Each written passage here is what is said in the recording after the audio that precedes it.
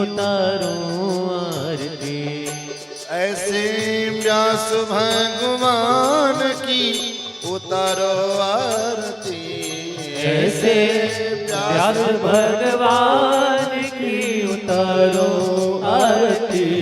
श्रीमद् भागवत पुराण की उतारो आरती। श्रीमद् भागवत पुराण की उतारो आरती।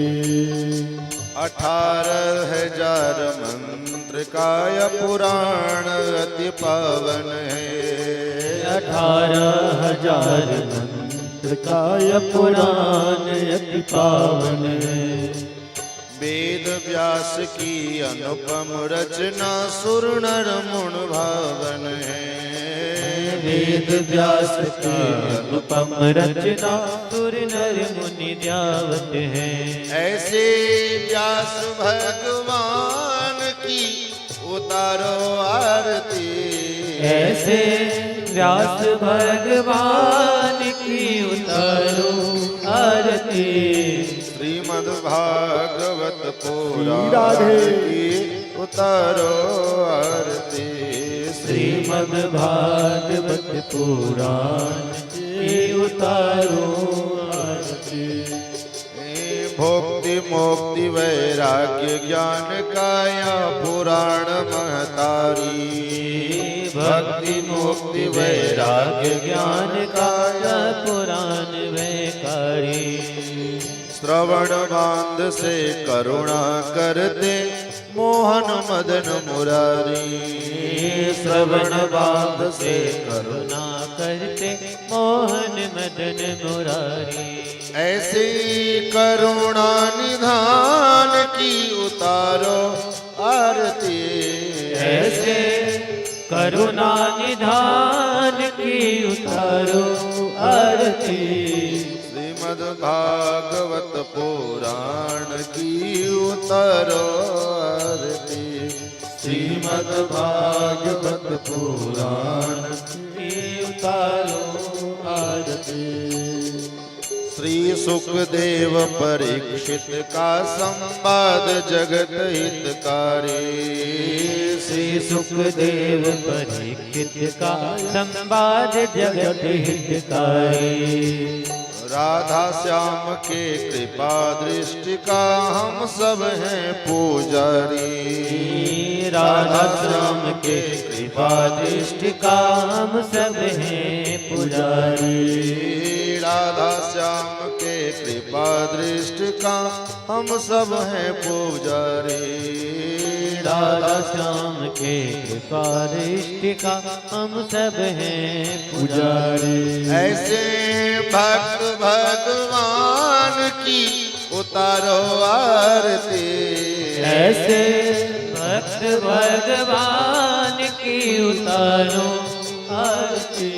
श्रीमद् भागवत पुराण की उतारो आरती। श्रीमद् भागवत पुराण की उतारो आरती।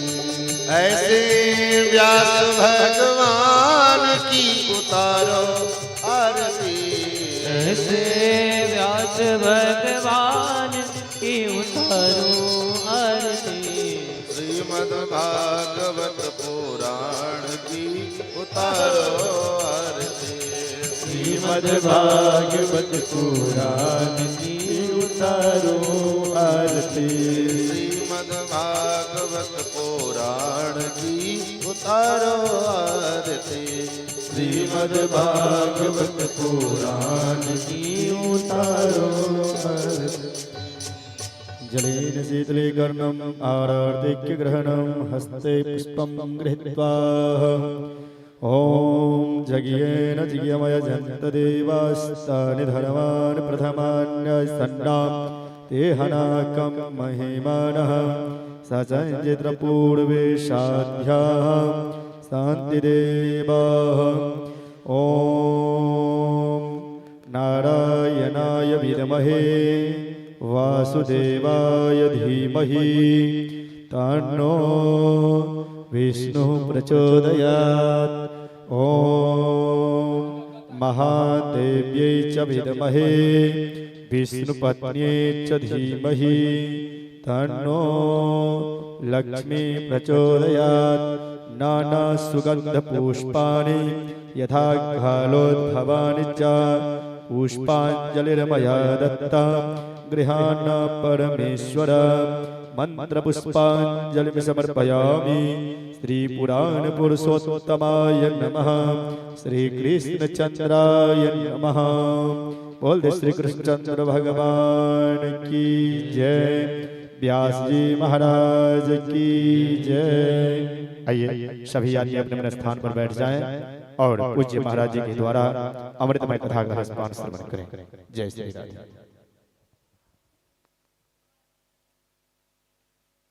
नारायण।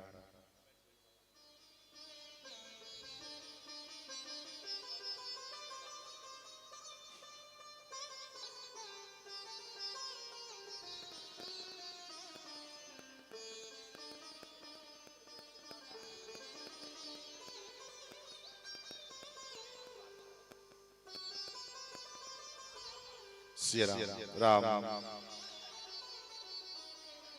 श्री राम।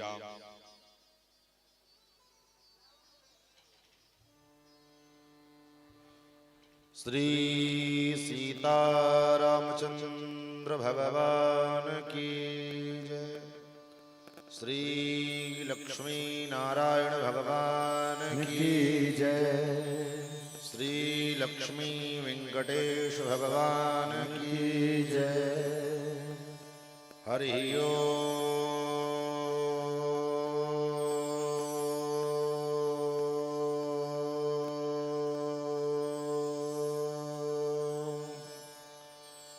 तत्संजोड़ा वृणीमहे गातुं जज्ञाय गातुं जज्ञपतये नमः।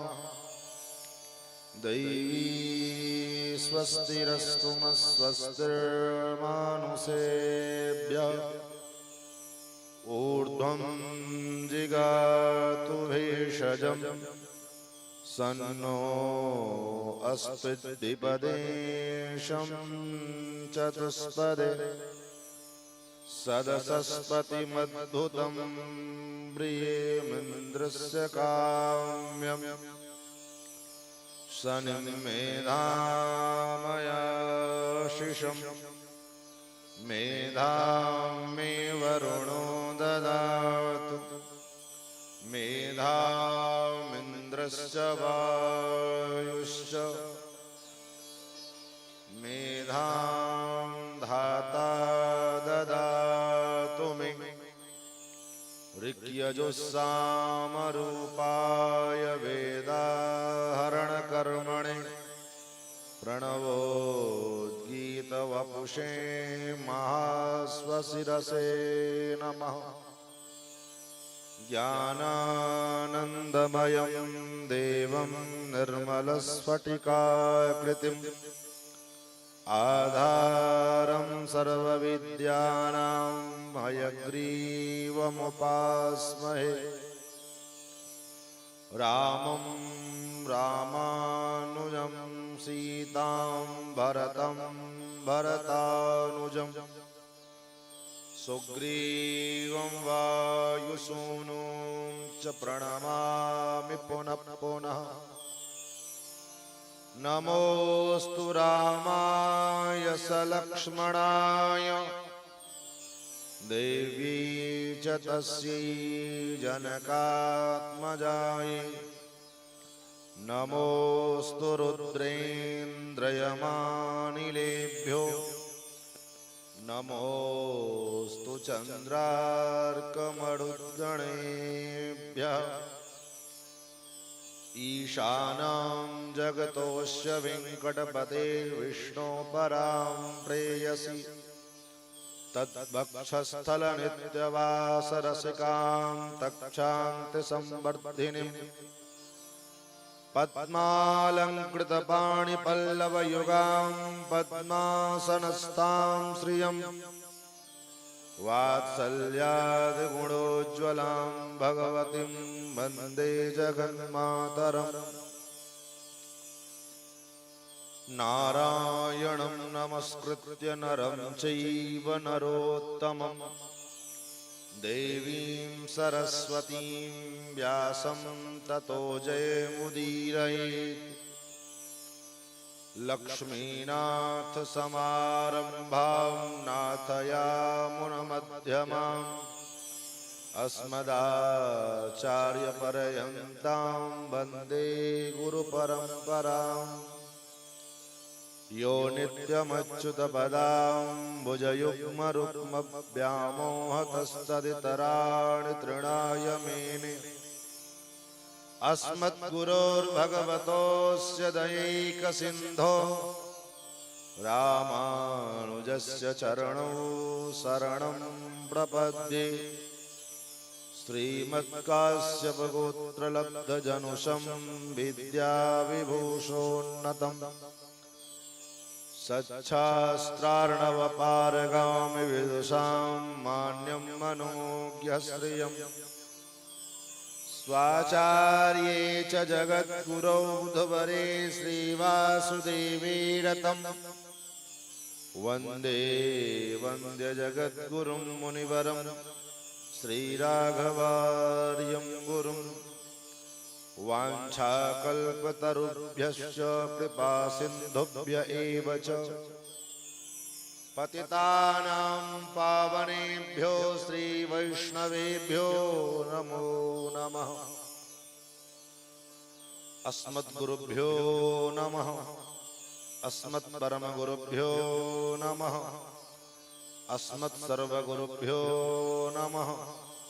श्रीमते रामानुजाय नमः।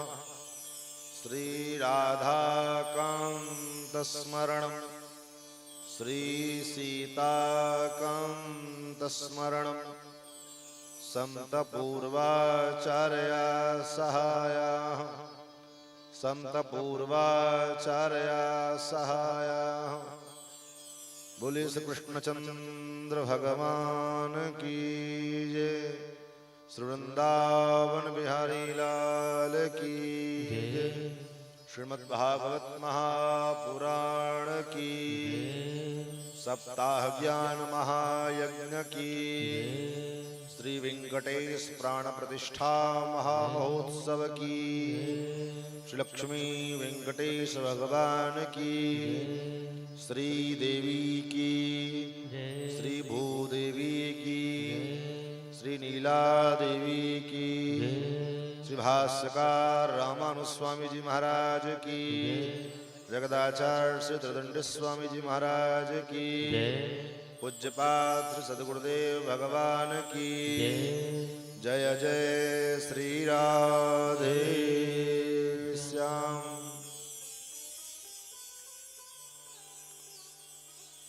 भगवान की पावन कथा सुधा का हम सभी लोग रसास्वादन श्रवण लाभ प्राप्त करें। आइए उससे पूर्व अपने मन और वाणी को पवित्र करने के लिए कुछ क्षण भगवान नाम संकीर्तन, तत्पश्चात अपनी गति मति के अनुसार भगवान की पावन मंगलमय गौड़ गाथा का रसास्वादन श्रवण लाभ हम सभी लोग प्राप्त करेंगे।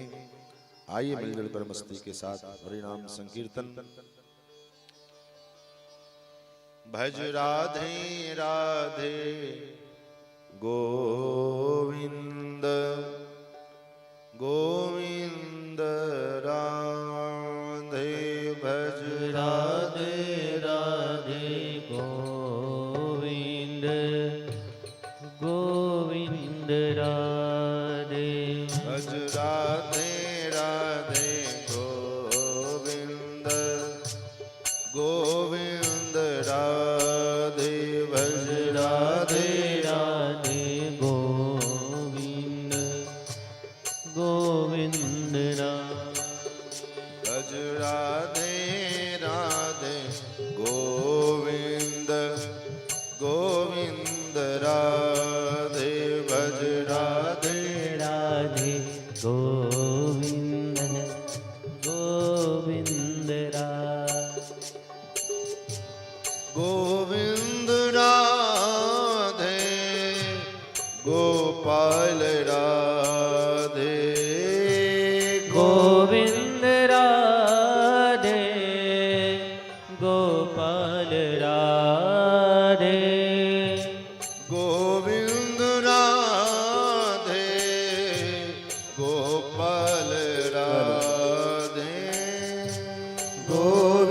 गोविंद राधे गोपाल राधे राधे राधे गोविंद गोविंद राधे भज राधे राधे गोविंद गोविंद राधे भज राधे राधे गोविंद गोविंद राधे भज राधे राधे गोविंद गोविंद राधे गोविंद राधे गोपाल राधे गोविंद राधे गोपाल राधे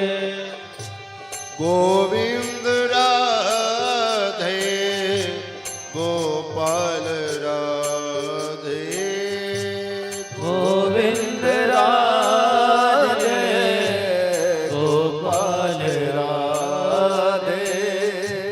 गोविंद राधे राधे गोपाल राधे गोविंद राधे राधे गोपाल राधे गोविंद राधे राधे गोपाल राधे गोविंद राधे राधे गोपाल राधे गोविंद राधे राधे गोपाल राधे गोविंद राधे राधे गोपाल राधे गोविंद राधे राधे गोपाल राधे गोविंद राधे राधे गोपाल राधे भज राधे राधे गोविंद गोविंद राधे भज राधे राधे गोविंद गोविंद राधे भज राधे राधे गोविंद गोविंद राधे भज राधे राधे गोविंद गोविंद राधे गोविंद राधे गोपाल राधे गोविंद राधे गोपाल राधे गोविंद राधे गोपाल राधे गोविंद राधे गोपाल राधे गोविंद राधे गोपाल राधे गोविंद राधे गोपाल राधे गोविंद राधे गोपाल राधे गोविंद राधे गोपाल राधे गोविंद राधे गोपाल राधे गोविंद राधे गोपाल राधे गोविंद राधे गोपाल राधे गोविंद राधे गोपाल राधे राधे राधे गोविंद गोविंद राधे भज राधे राधे गोविंद गोविंद राधे भज राधे राधे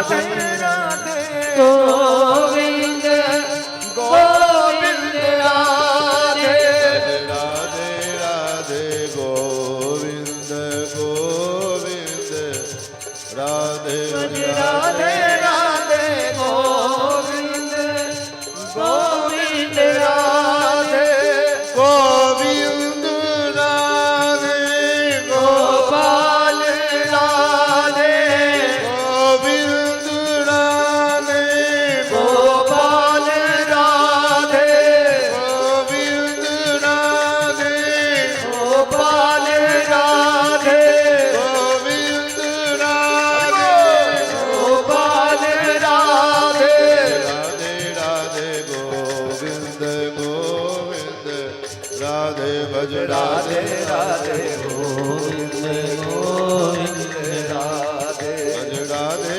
राधे गोविंद गोविंद राधे भज राधे राधे गोविंद गोविंद राधे गोविंद राधे गोपाल राधे गोविंद राधे गोपाल राधे गोविंद राधे गोपाल राधे गोविंद राधे गोपाल राधे बोल श्री राधा गोविंद भगवान की श्री लक्ष्मी नारायण भगवान की जय जय जय श्री सीताराम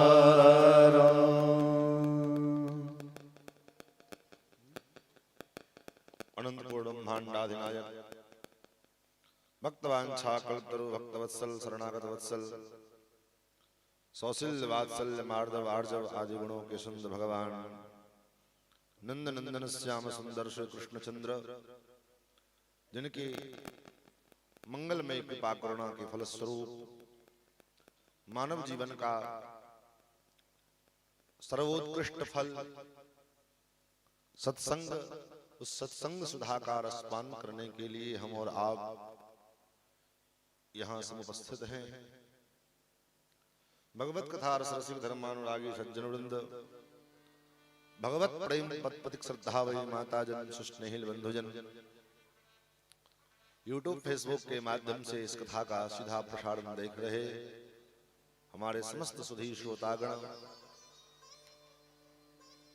भगवान की अहेतुकी कृपा करुणा जब हम लोगों पर जीवों पर परिवर्षित होती है तब जाकर के भगवान की कथा सुधा का रसपान करने का ये दिव्य अवसर, ये दिव्य संयोग जीव को प्राप्त होता है।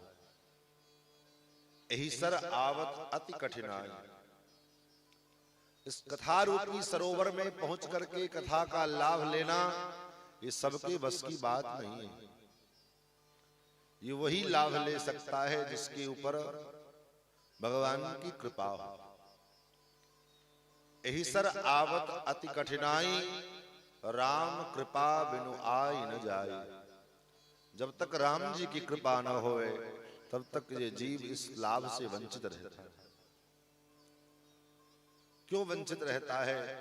क्योंकि गोस्वामी जी कहते हैं गृह कारज नाना जंजाला ते अति दुर्गम शैल विशाला। गृह कारज, घर का इतना कार्य है, इतना धंधा है, इस धंधा के कारण हम आप उसी में उलझे रहते हैं। उससे बाहर निकलना चाहते भी हैं तो निकल नहीं पाते। इस गृह कार्य रूपी जंजाल से कौन बाहर निकल सकता है? कौन भगवान के चरणों तक, भगवान के सन्निधि तक, भगवत दर्शनार्थ, भगवत कथा श्रवणार्थ इस सरोवर तक कौन आ सकता है? गोस्वामी जी कहते हैं ये वही आ सकता है जिसके ऊपर भगवान की कृपा होती है। यही सर आवत अति कठिनाई, राम कृपा बिनु आई न जाए। निश्चित रूप से हम लोग भगवत कृपा के पात्र हैं। भगवान ने हमारे ऊपर, आपके ऊपर कृपा की है कि ये सत्संग सुधा का लाभ प्राप्त करने का ये दिव्य सुअवसर, ये दिव्य संयोग अपने जीवन के इस कलिकाल में जहां चारों तरफ कलयुग का दावानल फैला हुआ है, लोग एक दूसरे के पीछे पड़े हुए हैं, लोग एक दूसरे के गुण अवगुण के चिंतन में लगे हुए हैं, उस अवस्था में, उस परिस्थिति में यत्किंचित समय हमारा भगवत भागवत सेवा में, भगवत भजन में, भगवत कीर्तन में, भगवत गुणानुवाद के श्रवण में बीत रहा है, ये भगवत कृपा का ही परिणाम है, अन्यथा ये जीव के बस की बात नहीं। ज्यादा भूमिका में न जाएं, क्योंकि कथा बहुत है, समय बहुत कम है, इसलिए सीधे हम प्रसंग की ओर चलें। कल की चर्चा में हम सभी लोगों ने श्रवण किया कि राजा परीक्षित को 7वें दिन मरने का श्राप लगा और 7वें दिन मरना है। राजा परीक्षित चाहते तो उस 7 दिन के अंदर बहुत कुछ कर सकते थे, अपने बेटे के लिए, अपने पोते के लिए, अपने परिवार के लिए, लेकिन 7वें दिन मरने का श्राप लगा, जानकारी कन्फर्म हो गई कि 7वें दिन मरना ही मरना है। ये बात सुनते ही तुरंत अपने पुत्र जन्मेजय को राज सिंहासन पर बिठाया और स्वयं राजपाट छोड़ करके तुरंत चले गए गंगा किनारे। क्यों चले गए गंगा किनारे? गंगा किनारे जाने का क्या कारण था? बोले इसलिए चले गए क्योंकि शास्त्रों में सुना था कि गंगा के दर्शन मात्र से जीव का उद्धार हो जाता। गंगे तव दर्शनात् मुक्ति। इसलिए विचार मन में संकल्प किया कि चलो गंगा जी के किनारे शरीर छोड़ेंगे तो गंगा जी के किनारे गंगा जी का दर्शन करते हुए शरीर छूटेगा तो सद्य मुक्ति हो जाएगी, मोक्ष हो जाएगा। लेकिन जब परीक्षित जी अपना राजपाट छोड़ करके गंगा किनारे भगवान के पास भगवान का चिंतन करते हुए आए तो जितने भी उस काल के ऋषि मुनि महात्मा अमलात्मा विमलात्मा थे, वो व्यास हो, पराशर हो, वशिष्ठ जी हो, विश्वामित्र हो, नारद हो, सब महाराज वहां चले आए। मेधा तिथिर देवल देवरात भृगुर वशिष्ठश्च वनश्च गौतमो। भृगु जी, वशिष्ठ जी, च्यवन जी, गौतम जी सब उस कथा में राजा परीक्षित के पास पहुंच गए और सबसे राजा परीक्षित ने यही प्रश्न किया। क्या प्रश्न किया? किन्हीं से ये प्रश्न नहीं किया कि महाराज 7वें दिन हमारी मृत्यु होने वाली है, कौन सा उपाय करें जिससे हमारी मृत्यु टल जाए। ये प्रश्न नहीं किया। ये प्रश्न कर सकते थे ना, महात्मा लोग, आप लोग तो ज्ञानी लोग हैं, आपके पास कोई उपाय हो तो बताओ जिससे 7वें दिन हम मरे न, हम अमर हो जाएं। कोई ऐसा संकल्प हो, कोई अनुष्ठान हो, कोई पूजा पाठ हो तो आप बतलाओ। ये प्रश्न नहीं किया। तब बोले यही प्रश्न किया कि जीव के कल्याण का निश्चित मार्ग क्या है, जिससे जीव का निश्चित कल्याण होने वाला हो, वो मार्ग आप बताओ। यही प्रश्न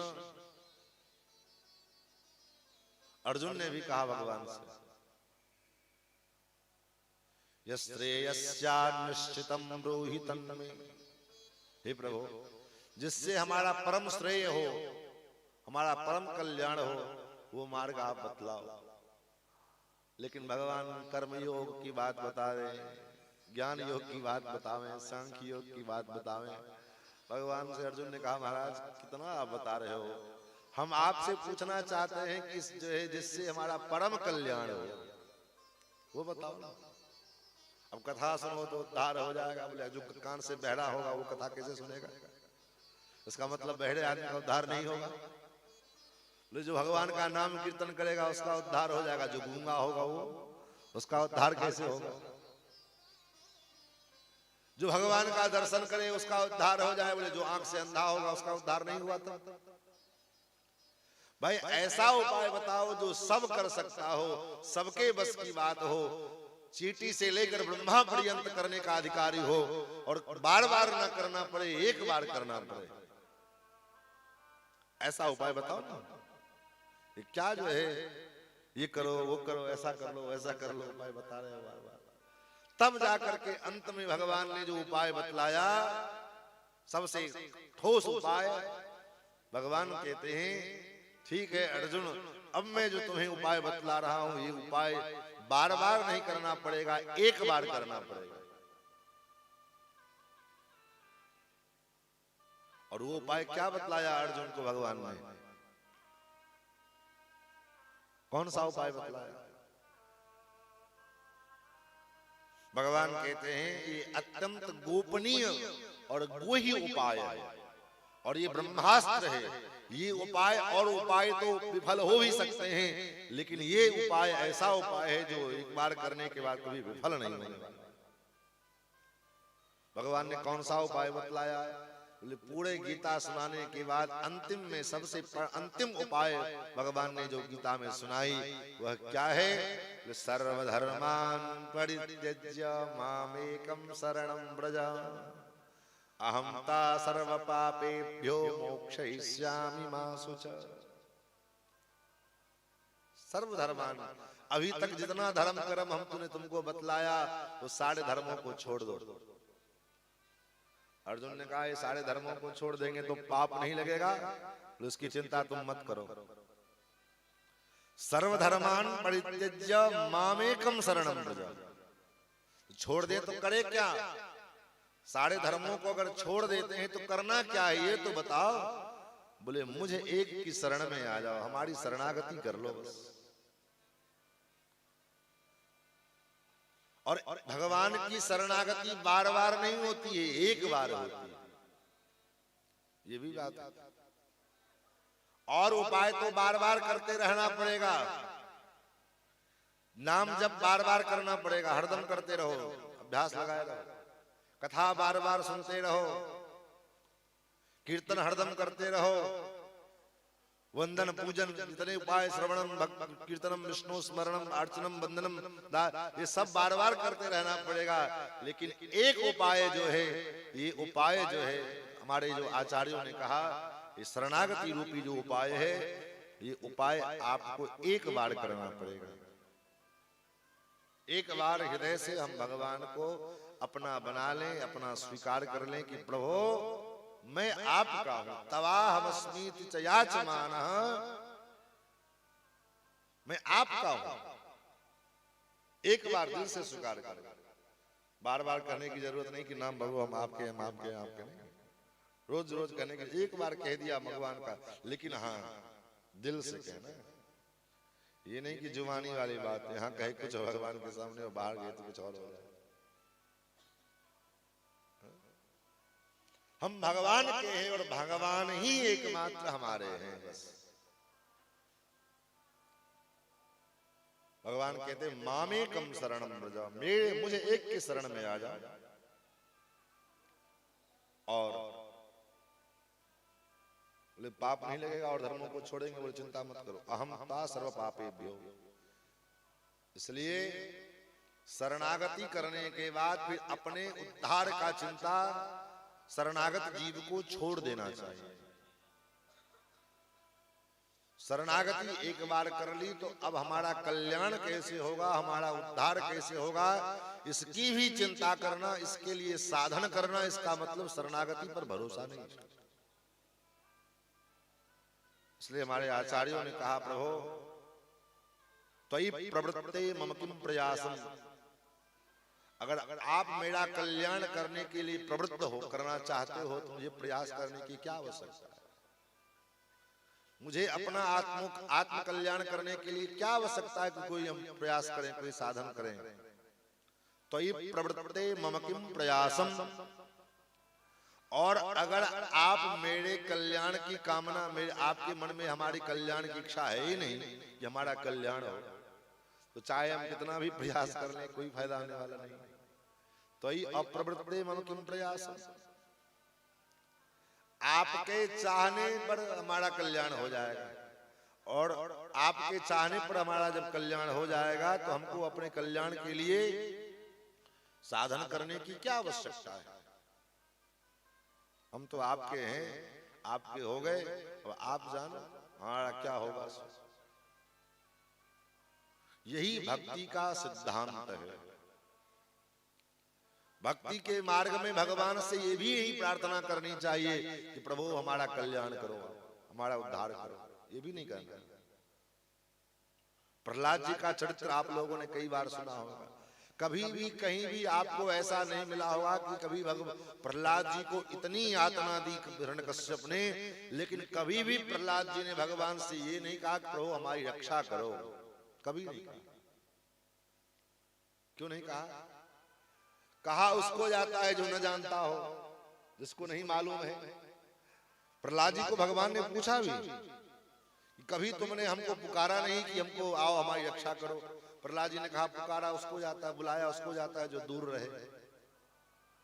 जो दूर हो उसको ना बुलाया जाए, जो हमेशा सर्वदा सर्वदा हमारे पास है उसको क्या बुलाया जाए। तो एकमात्र उपाय भगवत शरणागति, भगवान के शरण में जाकर के भगवान की शरणागति कर लिए। अब भगवत शरणागति करने के बाद अब करें क्या? तो बोले महाराज अब समय पास कैसे होवे, इसलिए हमारे यहाँ बात आचार्यों ने कहा कालक्षेप करो। कालक्षेप का मतलब खाली बैठे रहने से अच्छा है कुछ देर अच्छा काम करो, सत्संग करो, भगवत भागवत सेवा करो, भगवत चर्चा करो, इसी को कालक्षेप कहा गया।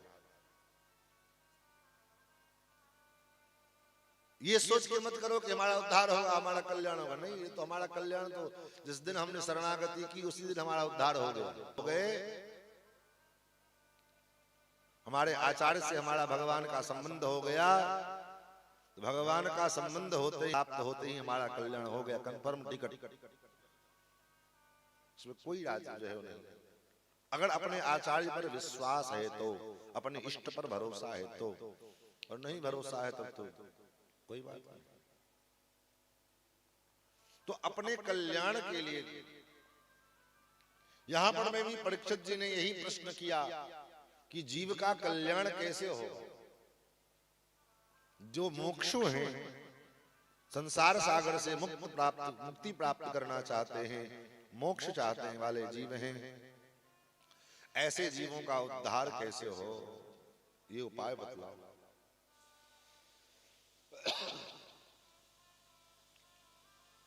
कोई कहे जगह करो, कोई कहे अनुष्ठान करो, कोई कहे ये करो, कोई कहे योग करो। तब तक सुखदेव जी पधारे। सुखदेव जी आए, चरणों में प्रणाम किया। तत्रा भगवान व्यासपुत्रो यदृच्छया गामटमानो नपेक्षः अलक्षलिंगो निजलावतिष्ठो व्रतश्च बालैरवधूत वेशः। अवधूत वेश धारण किए हुए श्री सुखदेव जी महाराज पधारे। सबने उठ करके सुखदेव जी का अभिवादन किया। बोल सुखदेव भगवान की जय हो। राजा परीक्षित ने भी उनके चरण वंदन किए। चरण वंदन करने के बाद यही प्रश्न किया उनसे भी, गुरुदेव अतः पृच्छामि संसिद्धिं योगिनां परमं गुरुं पुरुषस्येह यत्कार्यं म्रियमाणस्य सर्वथा। जो सर्वथा म्रियमाण है अथवा जिनकी मृत्यु सन्निकट है, जो जल्दी मरने वाले हैं, उनका कल्याण कैसे हो, अपने कल्याण के लिए क्या करें। अब विचार करना यह है कि कम से कम परीक्षित जी के पास तो 7 दिन का समय था। उनको 7वें दिन मरने का श्राप लगा था। लेकिन हमको आपको बोले, हमको आपको तो 7 मिनट का पता नहीं। परीक्षित जी के पास तो 7 दिन का समय था, लेकिन हमारे आपके पास 7 मिनट का पता जो है खबर नहीं है कि अगले 7 मिनट में क्या होने वाला है। हमारे पूज्य भगवान कहते हैं कि खबर नहीं पल की और बातें करे कल की। पल भर का खबर नहीं है और बात कल की हम करते हैं। कल कैसा, कल ऐसा होगा, कल वैसा होगा। अरे जो करना है सो आज करो ना, अब अभी करो ना। अपने आत्म कल्याण का जो है कैंकर्य, आत्म कल्याण की चिंता आज करनी चाहिए और सांसारिक विषय वासनाओं के लिए कल पर छोड़ देना चाहिए, कल देखेंगे। लेकिन यही उल्टा हो जाता है। हम अपना भजन पूजन करने के लिए हम कल पर छोड़ देते, कल भजन कर लेंगे, कल कथा सुन लेंगे, आज रहने देते, कल जो है कीर्तन कर लेंगे। और जो कार्य नहीं करना चाहिए, जो कार्य कल पर छोड़ देना चाहिए, उसके लिए हम आज से मत्था पच्ची करने लग जाते हैं। क्यों? क्योंकि यही विडंबना है, यही माया का प्रभाव है। सुखदेव जी ने कहा, राजन बड़ा सुंदर प्रश्न किया तुमने। वरीयानेषु ते प्रश्न कृतो लोकहितं नृप। हे राजा, आपने जो प्रश्न किया है, ऐसा प्रश्न बड़े बड़े आत्मज्ञानियों के सभा में किया जाता है। राजा, आज के समय में कलिकाल में लोगों के पास ऐसा प्रश्न करने का फुर्सत कहां है।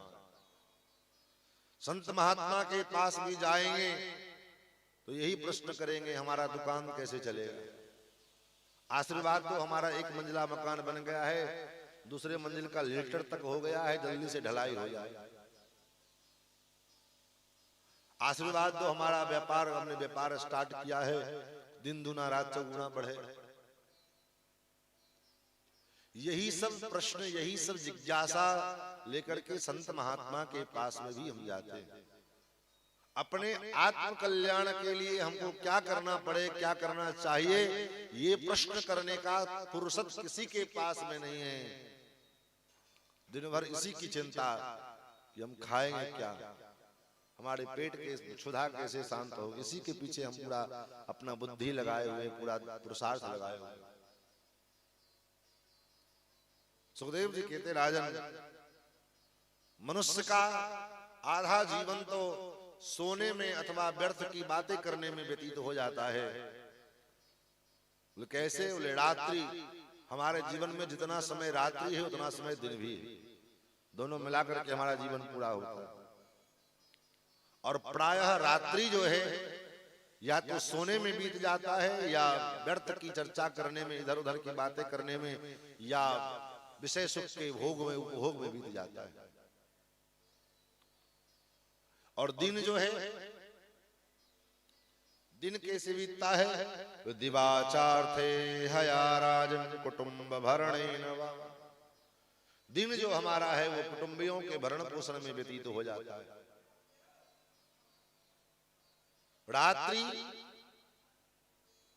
सोने में अथवा व्यर्थ की बातें करने में, और दिन जो है अपने कुटुंबियों का भरण पोषण की चिंता में व्यतीत हो जाता है। और ऐसे करते करते समय धीरे धीरे बीत जाती है, उम्र समाप्त हो जाता है, उम्र धीरे धीरे बीत जाती है, और हम तब पछताते हैं, पछताने के सिवाय और कुछ नहीं बचता है। चली जा रही है उम्र धीरे धीरे, चली जा रही है उम्र धीरे धीरे, चली जा रही है उम्र धीरे, चली जा रही है उम्र धीरे धीरे, चली जा रही है उम्र धीरे धीरे। सुबह शाम आठों पहर धीरे धीरे, सुबह शाम आठों पहर धीरे धीरे, चली जा रही है उम्र धीरे धीरे, चली जा रही है उम्र धीरे धीरे।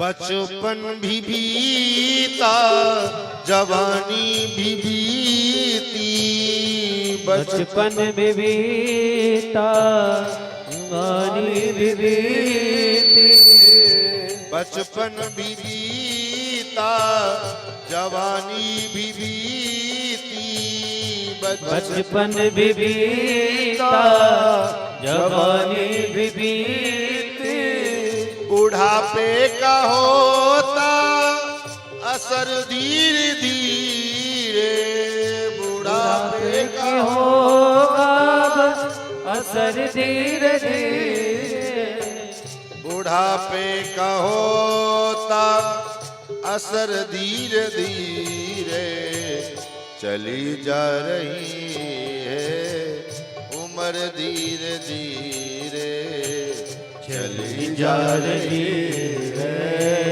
उम्र धीरे धीरे, तेरे हाथ पाँव में बल ना रहेंगे, तेरे हाथ पाँव में बल न रहेंगे, तेरे हाथ पाँव में बल ना रहेंगे, तेरे हाथ पाँव में बल न रहेंगे, झुकी जा रही है कमर धीरे धीरे, झुकी जा रही है कमर धीरे धीरे, झुकी जा रही है कमर धीरे धीरे, चली जा रही है उम्र धीरे धीरे,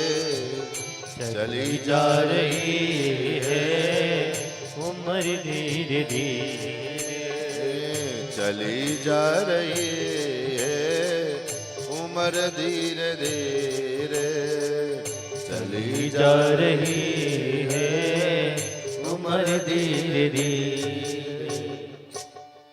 धीरे धीरे उम्र बीतता जा रहा है, हाथों में बल समाप्त होता गया, पैरों में बलहीन होते गए, बुढ़ापे का असर धीरे धीरे दिखाई पड़ने लगा, और उसके बाद भी हम भगवान की ओर उन्मुख नहीं हो पा रहे। इसलिए सुखदेव जी कहते राजन, मानव शरीर जो भगवान ने दिया है इसका फल क्या है? बोले इसका यही फल है हे राजन, जन्म लाभ पर पुंसाम अंते नारायण स्मृति। ये जन्म लाभ, मानव जन्म जो हमें मिला है इसका परम लाभ क्या है? बोले इसका परम लाभ यही है कि अंते नारायण स्मृति, अंत में भगवान श्रीमन नारायण की स्मृति हो। और अंत में अगर भगवान की स्मृति नहीं हुई तो बोले जन्म, मानव जन्म बेकार है। तो अंत में भगवान नारायण की स्मृति कहां से आवे? जब जीवन भर जो है बेटा बेटी नाती पोता लड़का बच्चा करने का अभ्यास बना हुआ है, खेत खलिहान मकान दुकान करने का अभ्यास बना हुआ है, तो अंतिम समय में भगवत स्मृति कहां से आएगी? इसलिए मुकुंदमाला स्तोत्र में कुलशेखर आलवार भगवान से प्रार्थना करते हैं, प्रभो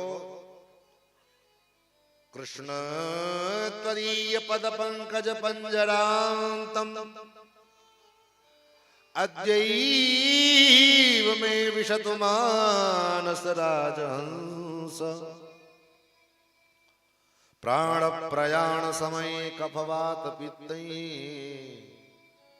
कंठावरोधन विधौ स्मरणं कुतस्ते। प्राण प्रयाण समय कफवात पित्तै कंठावरोधन विधौ स्मरणं कुतस्ते। प्राण के प्रयाण के समय कंठ अवरुद्ध हो जाएगा, कफवात पित्त जो है कंठ को घेर लेते हैं, आवाज मुख से निकल नहीं पाती है। इसलिए हे नाथ अद्यैव में विशतु मानस राजहंसः, आज से बल्कि अभी से आपके चरणारविंद रूपी मानस सरोवर का मेरा मन जो है राजहंस बन जाए आज से ही। क्यों? क्योंकि मरते समय क्या होगा इसका क्या ठिकाना है। हम चाहते हैं कि अंत समय में भगवान की स्मृति बने, क्योंकि जन्म जन्म मुनि जतन कराही अंत राम कही आवत नाही। जन्म जन्मांतर तक मुनि महात्मा लोग राम राम करते रहते हैं, लेकिन उसके बाद भी भगवान का नाम मुख से निकलता नहीं। सुखदेव जी कहते हैं राजन, सुखदेव परीक्षित जी ने कहा महाराज हमारा कल्याण कैसे होगा, हमारे पास तो सिर्फ 7 दिन का समय है। सुखदेव जी ने कहा राजन 7 दिन तो बहुत है। जीव अगर अपना कल्याण करना चाहे तो एक मुहूर्त में अपना कल्याण कर सकता है। बड़े बड़े बरगद के वृक्ष ये सब भगवान के शरीर के रोम हैं। ये जो नदियां हैं यही भगवान की नाड़ी है। उन नदियों में प्रवाहित होने वाले जो जल हैं यही रक्त है भगवान। चंद्रमा ही भगवान का मन है, सूर्य भगवान के नेत्र हैं, वायु भगवान के कान हैं। ऐसे भगवान के विराट स्वरूप का वर्णन किया। जिधर दृष्टि पड़े उधर भगवान ही दिखे, जिधर देखा उधर पाई झलक घन श्याम प्यारे की। जिधर नजर जाए निज प्रभु में देखें जगत केसन करें विरोध। सब में अगर भगवान दिखने लग जाए तो विरोध रहा कहां। मीरा जी कहती है जित देखूं उस ओर सखीरी, सामने मेरे सांवरिया। मैं जिधर देखती हूं उधर केवल मेरा सांवरा सरोना श्याम सुंदर श्री कृष्ण दिखाई देता है, मेरा वो गिरधर दिखाई देता है। ये दृष्टि कब पड़ेगी, ये दृष्टि कब मिलेगा? बोले ये दृष्टि भगवत कृपा जब होगी तभी जाकर के मिलेगा, अन्यथा ये दृष्टि तभी मिलेगी जब आप सत्संग में निरंतर सत्संगी बनेंगे। तब निरंतर श्री वैष्णवों के निरंतर महापुरुषों के संग में रहेंगे, तब जाकर के ये दृष्टि प्राप्त होगी। फिर भगवान के सृष्टि के विषय में पहले सद्यः मुक्ति और क्रम मुक्ति का वर्णन करके सुनाया कि सद्यः मुक्ति क्या है और क्रम मुक्ति क्या है। तो सद्यः मुक्ति है कि यहाँ शरीर छूटा और सीधे भगवान के धाम पहुंच गए, और क्रम मुक्ति है कि जैसे योगी लोग एक एक लोक को उद्भेदन करते योग मार्ग के द्वारा, योग बल से एक एक लोक का अतिक्रमण करते हुए, एक एक लोक का सुख भोगते हुए जो है भगवत धाम को पधारते हैं, भगवत धाम को पहुंचते हैं। ये क्रम मुक्ति है। जैसे यहां से मान लो बंबई जाना हो तो बंबई जाने के लिए 2 प्रकार के साधन है तो 3, लेकिन तीसरा ऑप्शन बहुत कम लोग यूज करता है। 2 ही साधन ज्यादातर यूज किया जाएगा। तो क्या एक मार्ग तो है कि यहाँ दरभंगा में ट्रेन पर बैठो और एक एक स्टेशन का आनंद लेते हुए, एक एक स्टेशन को देखते हुए 2 दिन में 3 दिन में बंबई पहुंचो। एक उपाय तो ये है। दूसरा उपाय है एयरपोर्ट पे गए, फ्लाइट में बैठा और घट से 2 घंटे में सीधे बंबई पहुंच गए। उसी प्रकार सद्यो मुक्ति है और क्रम मुक्ति है। सद्य मुक्ति की यहाँ शरीर छूटा भगवान के पास भगवत धाम को पहुंच गए, और क्रम मुक्ति का मतलब बोले एक एक लोगों का आनंद लेते हुए, एक एक लोगों में रह करके और वहां के सुख का अनुभव करते हुए महाराज तब भगवान के धाम को पहुंचना, यही क्रम मुक्ति है। और ये क्रम मुक्ति ज्यादातर योगी लोग, योग मार्ग का अनुसंधान करने वाले जो योगी हैं, ऐसे योगी लोग इस क्रम मुक्ति के द्वारा भगवत चरणारविंद तक, भगवत धाम तक पहुंचते हैं। महाराज अनेक अनेक देवताओं की उपासना, अलग अलग कामना के अनुसार अलग अलग देवों की उपासना का विधि, कौन से कामना में से किस देवता की उपासना करें, परीक्षित जी ने पूछा। सुखदेव जी ने बताया। सुखदेव जी कहते, राजन ब्रह्मवर्चस कामस्तु यजेत ब्राह्मणस्पतिम इंद्रम इंद्रिय कामस्तु प्रजा काम प्रजापति। इंद्रियों सुख की कामना हो तो इंद्र की उपासना करनी चाहिए, प्रजा की कामना हो तो प्रजापति की उपासना करें। देवी माया तो श्री काम, धन की कामना हो तो भगवती की उपासना करें, भगवती महामाया की उपासना करें। तेजस कामो विभावसु, तेज की कामना हो तो वसुओं की उपासना करें।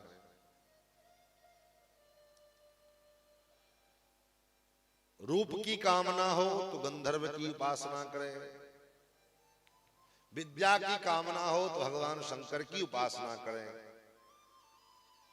पति पत्नी के जीवन में प्रेम की कामना हो, दाम्पत्य जीवन के सुख की कामना हो तो भगवती गिरजा की उपासना करें। बहुत बताया। और तब परीक्षित जी ने कहा, गुरुदेव एक बात बताओ, जिसको सब कामना हो, सुंदर पत्नी भी मिले, सुंदर रूप भी मिले, सुंदर खूब धन भी मिले, संतान भी हो मिले, ये सब कामना एक साथ हो तो वो किसकी उपासना करेगा? अलग अलग देवताओं की उपासना करने लग जाए तो महाराज पूरी जिंदगी बीत जाएगी, उपासना करते करते फिर भी पूरा नहीं होगा।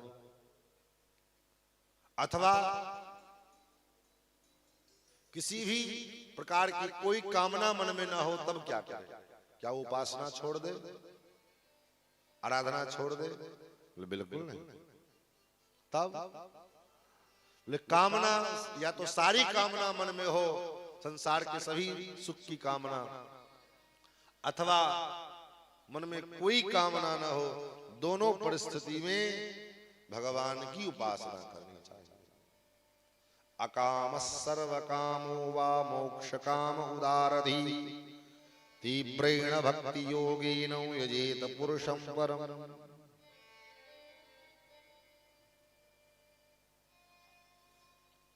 सारी कामना हो, ये भी मिल जाए, वो भी मिल जाए, धन भी मिले, बेटा भी मिले, संपत्ति भी मिले, घर भी मिले, मकान भी मिले, दुकान भी मिले, सब कामना हो तब भी भगवान की आराधना करनी चाहिए।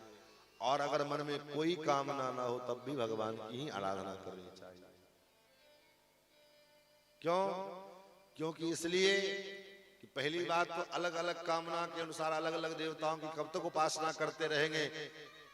उपासना करते करते जिंदगी बीत जाएगी लेकिन भगवान उपासना संपन्न नहीं होगा, कामना पूरी नहीं होगी। एक बात।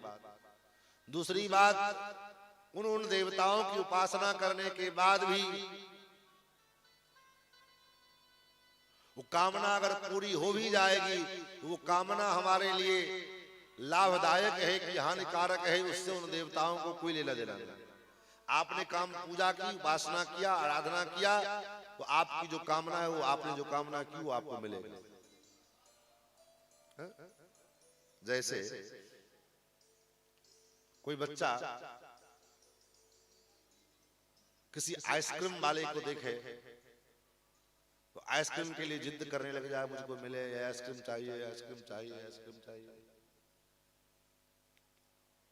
तो जो आइसक्रीम बेचने वाला है वो क्या करेगा? बोले पैसा लेकर के आओ, हम आइसक्रीम देंगे। बच्चा पैसा लेकर के गया, आइसक्रीम वाले ने आइसक्रीम दिया।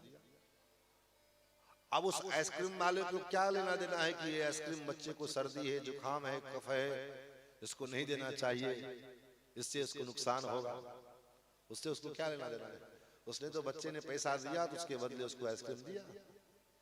लेकिन वहीं उसी जगह पर भी उसका माता पिता होता,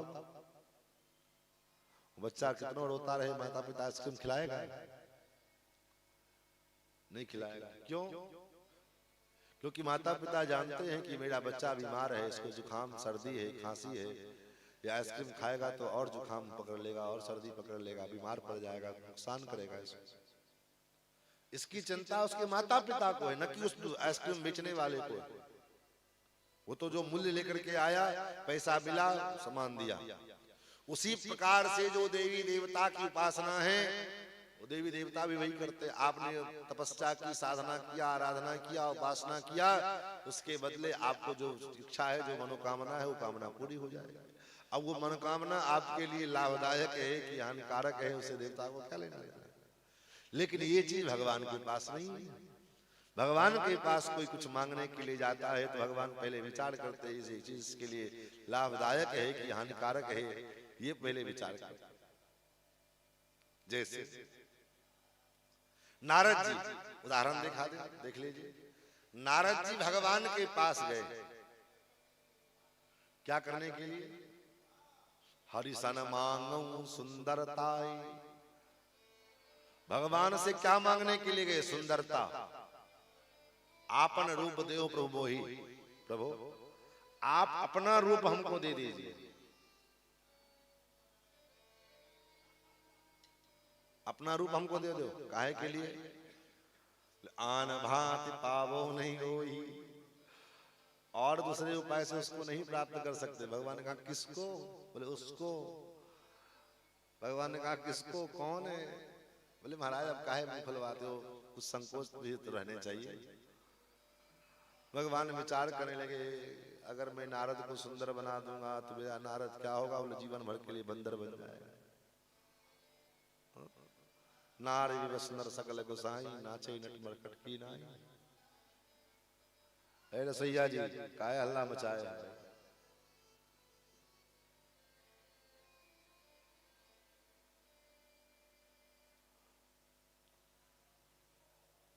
भगवान का रसोई मौन होकर के बनाइए भाई।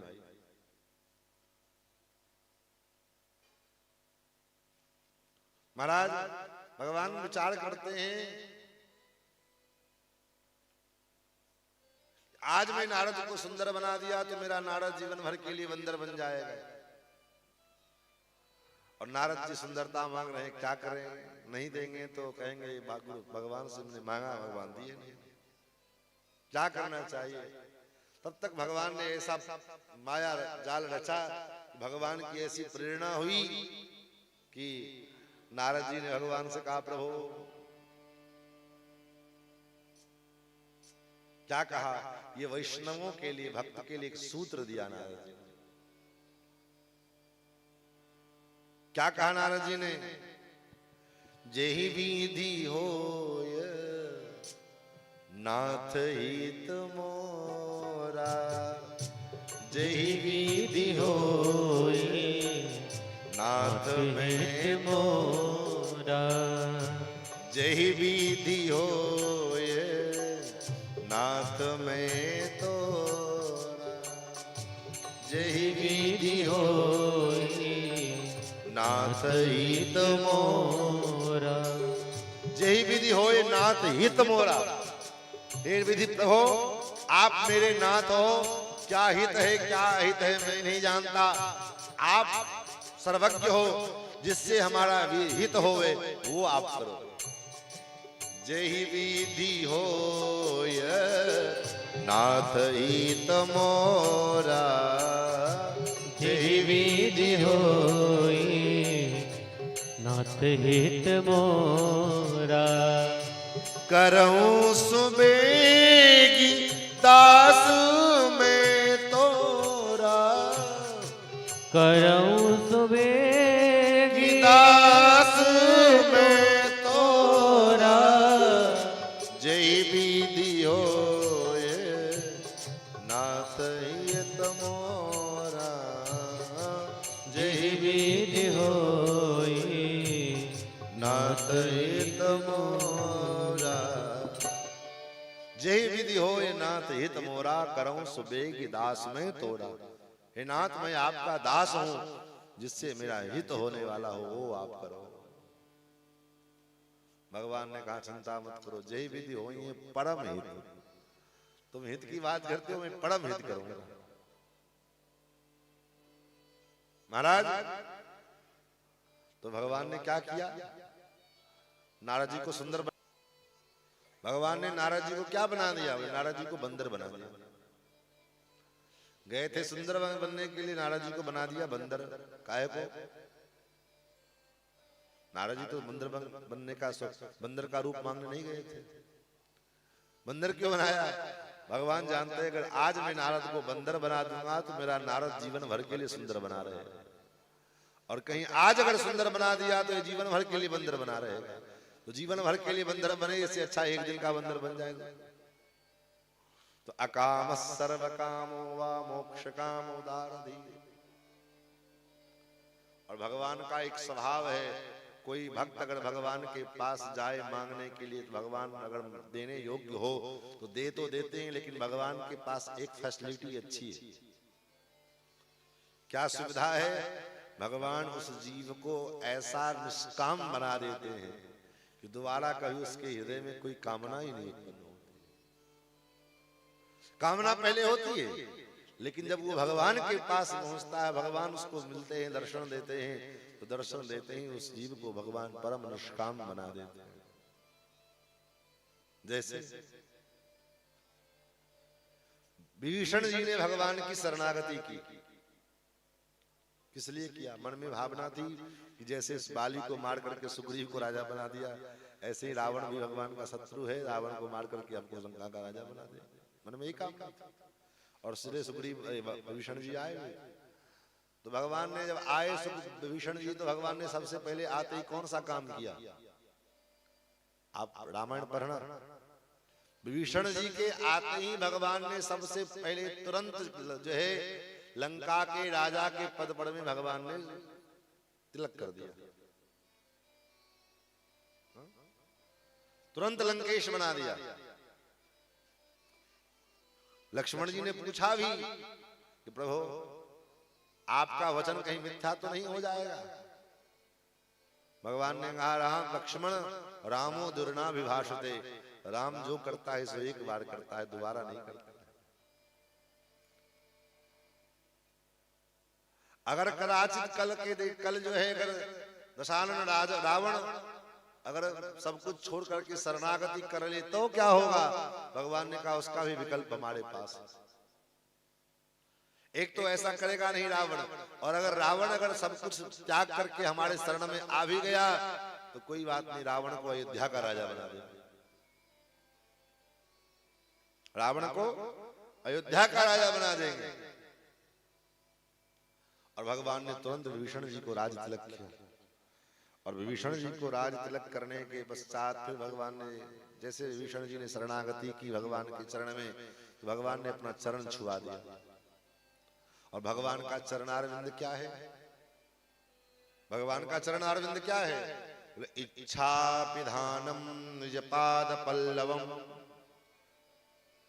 जहां से कामना उत्पन्न होती है उस कामना के छिद्र के ऊपर भगवान का चरणारविंद, इच्छा रूपी जो छिद्र है उस छिद्र का के लिए भगवान का चरणारविंद ढक्कन का काम करता है।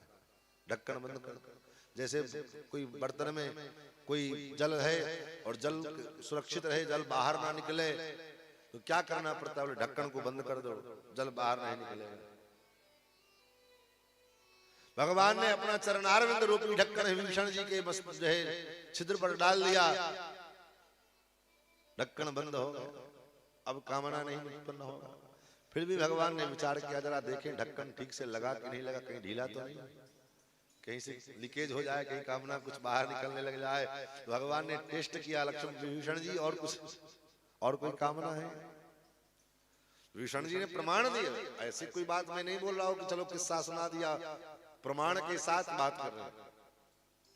विभीषण जी ने कहा, प्रभु कामना तो थी पहले मेरे मन में, उर कछु प्रथम वासना रही। उर में हृदय में कुछ वासना तो थी, कामना तो थी पहले, लेकिन क्या हुआ वो कामना?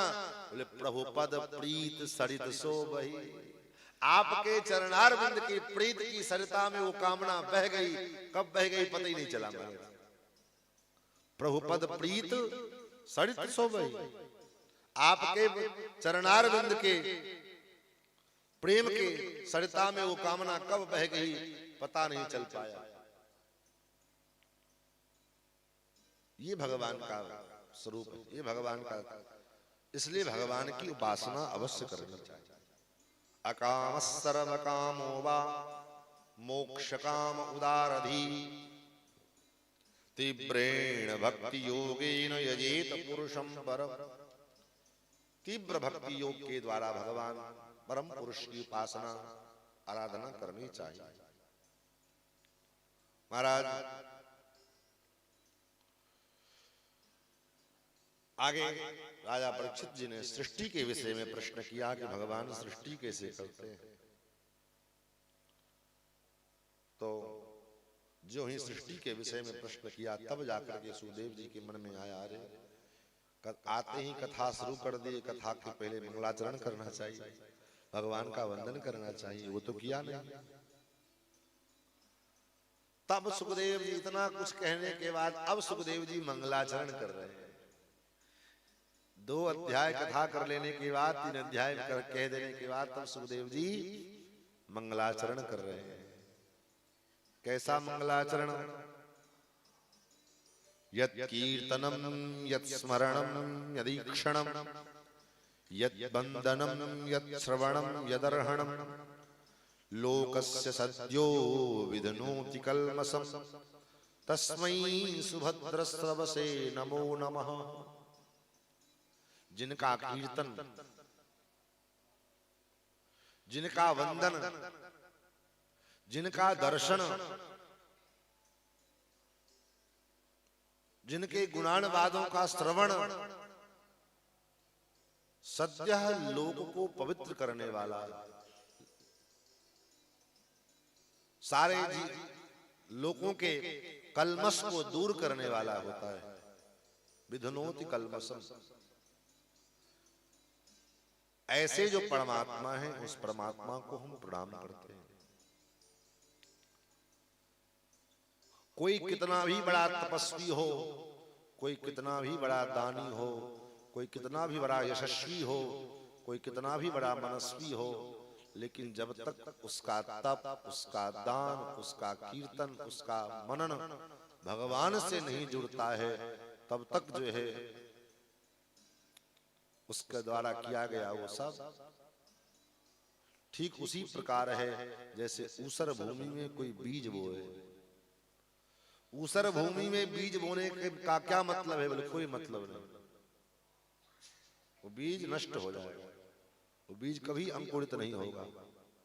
उसी प्रकार हम कीर्तन करें और कीर्तन का उद्देश्य भगवत प्रसन्नता न हो, हम तपस्या करें और तपस्या का उद्देश्य भगवान की प्रसन्नता न हो, हम दान करें और दान का उद्देश्य भगवत प्रसन्नता न हो, तो उस दान का कोई मतलब नहीं, उस कीर्तन का कोई मतलब नहीं, उस तपस्या का कोई महत्व नहीं।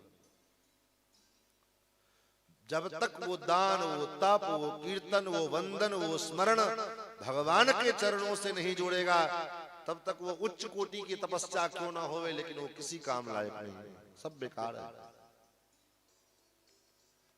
क्षेमम न विंदन्त विना यदर्पणम। भगवान को अर्पण किए बिना ये जो तपस्या कर रहे हैं, ये जो कीर्तन कर रहे हैं, ये जो वंदन कर रहे हैं, ये जो दान कर रहे हैं, किस लिए कर रहे हैं? बोले अनेन दान कर्मणा भगवान नारायण प्रियंताम न मम। अनेन पूजनाख्येन कर्मणा भगवान श्रीमन्नारायण प्रियताम न मम। जो भी हम करें वो भगवान की प्रसन्नता के लिए करें। हमारे जीवन के प्रत्येक क्रिया का उद्देश्य भगवत प्रसन्नता होनी चाहिए। ऐसे सुखदेव जी ने बड़ा सुंदर मंगलाचरण किया और उसके बाद सुखदेव जी कहते राजन यही प्रश्न नारद जी ने ब्रह्मा जी से किया। एक दिन ब्रह्मा जी ध्यान लगा करके बैठे हुए थे और नारद जी को ध्यान लगाए बैठा देख ब्रह्मा जी को, नारद जी के मन में हुआ, अरे ये तो लोक पितामह है, लोक सृष्टि करता है, फिर ये किसका ध्यान कर रहे हैं?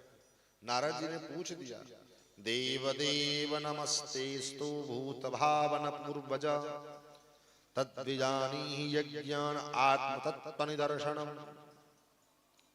प्रभु आप तो इस सृष्टि के रचयिता हैं, सबके पुरखा हैं, फिर आप किसका ध्यान कर रहे हो? आप ही तो सबके स्वामी हैं।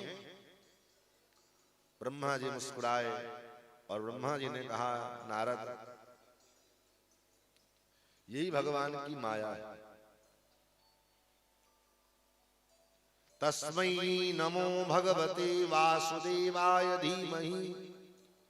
उस भगवान को प्रणाम करते हैं। कौन से भगवान को? बोले जो वासुदेव हैं, उनका हम ध्यान करते हैं। क्यों? क्योंकि उनकी माया के कारण, उनकी माया कैसी है? बोले यन्मायया दुर्जयया मां ब्रुवन्ति जगत गुरु। जिनकी माया के कारण लोग मुझ ब्रह्मा को ही जगत गुरु मान लेते हैं, मुझ ब्रह्मा को ही सर्वश्रेष्ठ सत्ता मान लेते हैं, ऐसे उन वासुदेव का मैं ध्यान करता हूं जो वासुदेव इस संपूर्ण सृष्टि के एकमात्र कर्ता धर्ता है। हम तो उन्हीं की प्रेरणा से, उन्हीं की कृपा से, उन्हीं के द्वारा दिए गए द्रव्यों के द्वारा हम सृष्टि का विस्तार करते हैं। बाकी जो कुछ भी है ये सब भगवान का है, भगवान से ही उत्पन्न है। नारायण पड़ा वेदा देवा नारायणांगजा।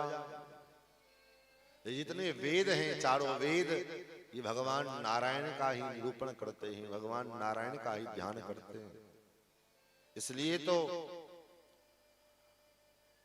भगवान को वेद वेद्य कहा है।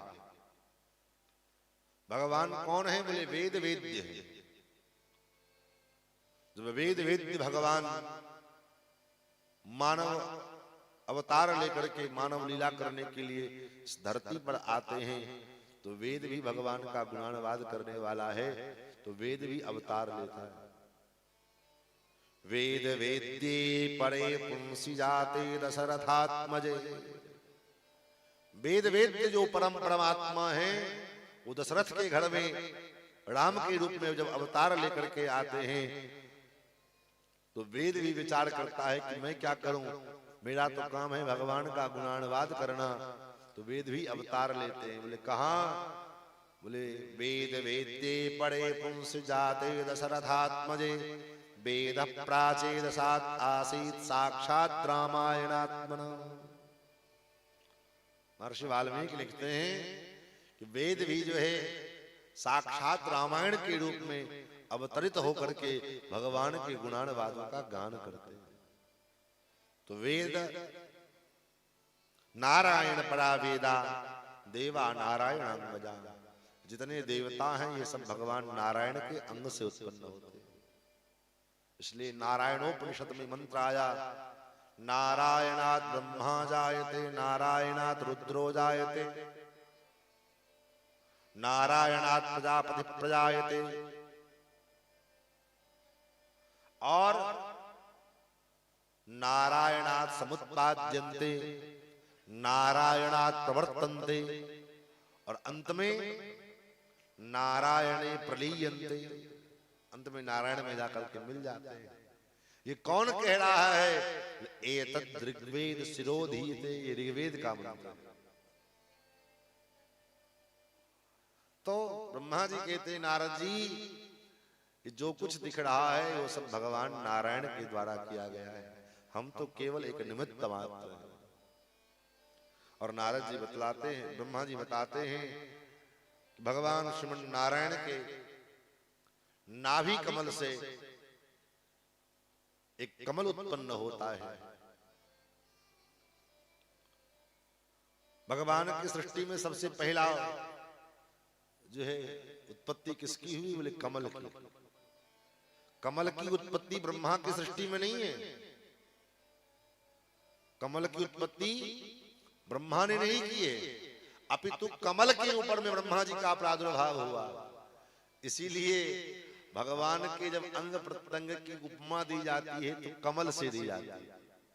कमल नयन, भगवान के नयन कमल, चरण कमल, हस्त कमल, ये जो कुछ सब कमल भगवान का। कमल क्यों? क्योंकि कमल जो है ये ब्रह्मा जी की सृष्टि में नहीं आता, ये भगवान नारायण की सृष्टि में। इसलिए तो स्तुति किया गोस्वामी तुलसीदास जी ने, नव कंज लोचन कंज मुख पद कंज पद कंजारुणम नव कंज लोचन कंज मुख पद कंज पद कंजारुणम नव कंज लोचन कंज मुख पद कंज पद कंजारुणम नव कंज लोचन कंज मुख पद कंज पद कंजारुणम कंदर्प अगणित अमित छवि नवनील नीरद सुंदरम कंदर्प अगणित अमित छवि नवनील नीरद सुंदरम पटपीत मानहु तरित रुचि सोचि नौमि जनक सुतावरम नव कंज लोचन कंज मुख कर कंज पद कंजारुणम कर कंज पद कंजारुणम पर कंज पद कंजारुणम नव कंज लोचन कंज मुख कर कंज पद कंजारुणम। तो ये भगवान के प्रत्येक अंग प्रत्यंग की उपमा कमल से, क्योंकि कमल जो है ये भगवान नारायण में, भगवान नारायण की सृष्टि में, ब्रह्मा की सृष्टि में नहीं है। भगवान ब्रह्मा जी कहते हैं कमल के ऊपर में मेरा प्रादुर्भाव हुआ, मैं विचार करने लगा मैं कौन हूं, कहां से आया हूं, अपने मूल को, अपने आधार को खोजने लगा। हजारों वर्ष तक कमल के नाल को पकड़ करके नीचे उतरता गया, लेकिन कहीं मुझे अपना आधार नहीं मिला। फिर मैं कमल के ऊपर आकर के बैठ गया और सोचने लगा मैं कौन हूं, को हम। ये बच्चे का जब जन्म हो तो ये सूत्र है को हम, चाहे ब्रह्मा पैदा हो चाहे आज का बच्चा पैदा हो, और वो बच्चा चाहे भारतवर्ष में पैदा हो चाहे इंग्लैंड में पैदा हो, कहीं भी पैदा होगा, बच्चा जब जन्म लेता है तो यही कहता कुहा कुहा कुहा, मतलब क्या है, मैं कौन हूं, को हम मैं कौन हूं, अपने आप को जानना चाहता है। आकाशवाणी हुई तप करो, अपने को जानना है तो उसके लिए साधना करनी पड़ेगी। क्या साधना? बोले गुरु के चरणारविंद में बैठ करके, आचार्य के चरण में बैठ करके अपने स्वरूप को जानना पड़ेगा। शास्त्रों में जीव का जो स्वरूप का निरूपण किया, हमारे श्रीमद लोकाचार्य स्वामी जी महाराज ने एक ग्रंथ ही बनाया है, उसका नाम है अर्थ पंचक। 5 प्रकार के अर्थ हैं। क्या क्या बोले उसमें क्या क्या निरूपण किया है? बोले प्राप्यस्य ब्रह्मणो रूपम, भगवान का स्वरूप क्या है, भगवान का स्वरूप क्या है, जीव का स्वरूप क्या है, प्राप्यस्य प्रत्यगात्मनि। फिर भगवत प्राप्ति के उपाय क्या हैं, फिर भगवत प्राप्ति के फल क्या हैं, भगवान प्राप्त हो जाए तो उसका क्या फल है, और भगवत प्राप्ति में क्या क्या विरोधी हैं, कौन कौन सी बातें, कौन कौन से तत्व विरोधी हैं, इसका भी निरूपण किया। प्रत्युपायम फलम प्राप्ति तथा प्राप्ति विरोधी च वदंत सकला वेदास इतिहास पुराण का। ये सारे वेद, इतिहास, पुराण यही वर्णन करते हैं कि हमारा स्वरूप क्या है, हमारा अपने आप को हम जानने का प्रयास, लेकिन करें तब तो। इतने को हम पुरुषार्थ मान लेते हैं कि बढ़िया बढ़िया भोजन मिल जाए खाने को, बढ़िया कपड़ा पहनने को मिल जाए, बढ़िया गाड़ी में घूमने को मिल जाए, लोग खूब जो है बढ़िया बढ़िया जहां हम जाएं लोग उठ करके हमारा सम्मान करने लग जाएं। इतने को हम मात्र पुरुषार्थ मान लेते हैं और इतने में ही हमारी सारी बुद्धि का विनियोग हो जाता है। इतने में पूरा जीवन समाप्त हो गया। हम कौन हैं, किस लिए आए हैं, हमारा स्वरूप क्या है, इस सब पर किसी का ध्यान नहीं आता। ब्रह्मा जी कहते हजारों वर्ष तक हमने तप किया और जब तप किया तो तप करने के पश्चात भगवान प्रकट हो गए और भगवान ने कहा वरदान मांगा। ब्रह्मा जी कहते भगवान से हमने यही मांगा कि प्रभु ये आपकी जो माया है ये मुझे व्याप्त ना हो, ये आपकी माया मुझे परेशान ना करे, यही चाहते हैं।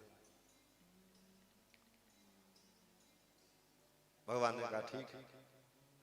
उसके बाद भगवान ने कहा सृष्टि का विस्तार करो। ब्रह्मा जी ने कहा मैं कैसे सृष्टि का विस्तार करूं, मैं तो बंधन में पड़ जाऊंगा। बोले चिंता मत करो। और भगवान ने ब्रह्मा जी को चतुश्लोकी भागवत का उपदेश किया। कहा इसको याद रखना, दुनिया में कहीं भी रहोगे, अगर इस मेरे द्वारा दिए गए इस ज्ञान का अगर अनुसंधान करते रहो, दुनिया के किसी कोने में रहो, चाहे विरक्ति में रहो, चाहे गृहस्थी में रहो, चाहे ब्रह्मचारी में रहो, चाहे सन्यासी में रहो, कहीं रहो, तुमको हमारी माया परेशान नहीं करेगी और किसी को नहीं करेगी। हम दुनिया के किसी कोने में रहें, किसी स्थिति में रहें, बस इतना हम ध्यान रखें। क्या भगवान ने जो उपदेश किया है, क्या उपदेश किया? भगवान अपने स्वरूप का निरूपण करके सुनाते हैं कि हे ब्रह्मा, सबसे पहले मेरा स्वरूप जानो, मेरा स्वरूप क्या है, भगवान का क्या स्वरूप है। भगवान कहते हैं अहमेवासमेवाग्रे नान्यत् यत् सत् सत् परम पश्चादहं यदेतच्च यो वशिष्येत सोऽस्म्यहम्। अहमेवासमेवाग्रे, जब संसार में कहीं कुछ नहीं था तब मैं था,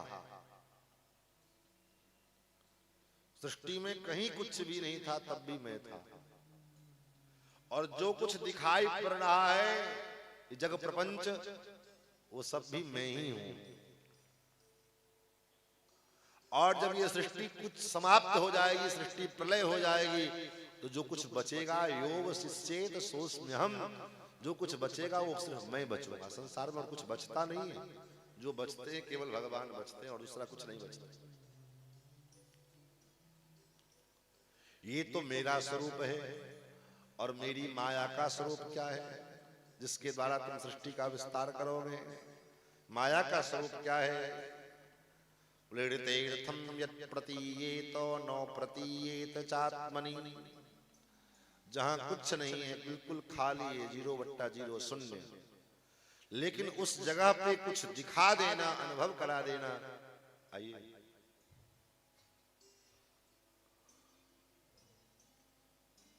श्री सीतारामचंद्र भगवान की जय, श्री लक्ष्मी नारायण भगवान की जय।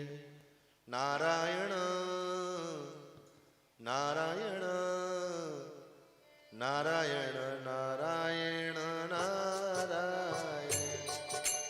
नारायण नारायण भजमन नारायण नारायण नारायण नारायण श्रीमन नारायण भजमन नारायण नारायण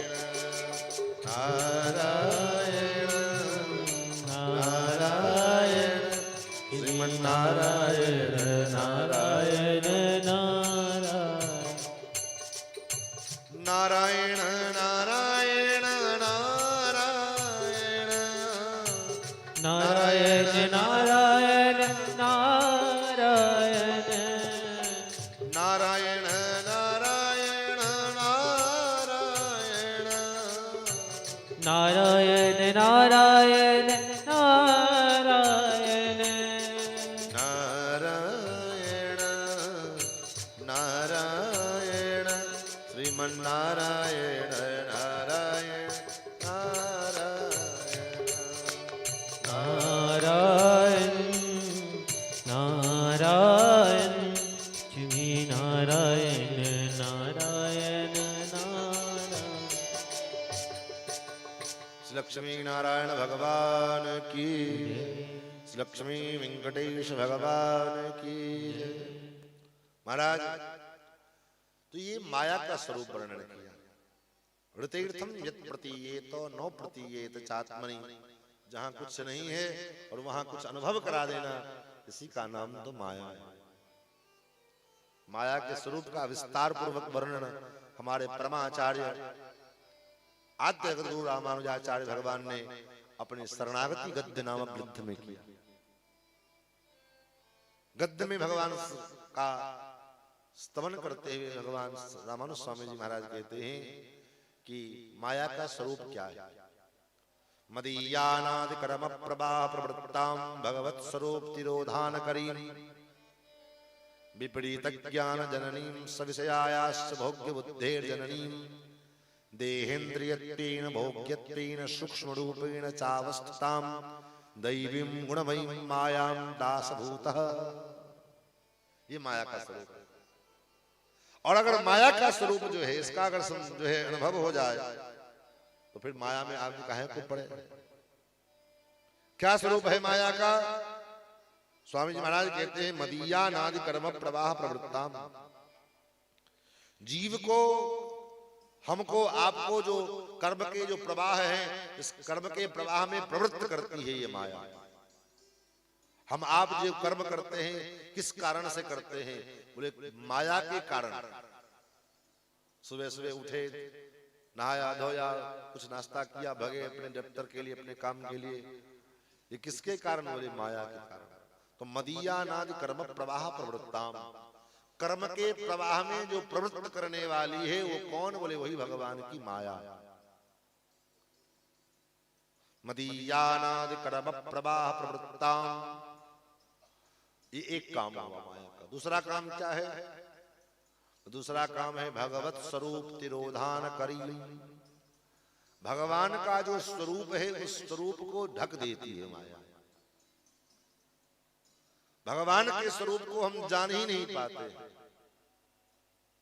व्यवधान कौन डालती है? बोले भगवान की वही माया, वही व्यवधान डालती है। हम भगवान के स्वरूप को जानना चाहते हैं, उस पर आकर के माया पर्दा डाल देती है। तो भगवत स्वरूप तिरोधान करी,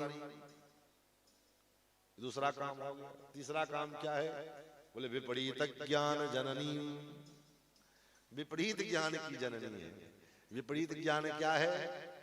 बोले विपरीत ज्ञान है जावत जीवेत सुखम जीवेत ऋणम कृत्वा तब पिबेत, जब तक जियो सुख से जियो, ऋण करके घी पियो।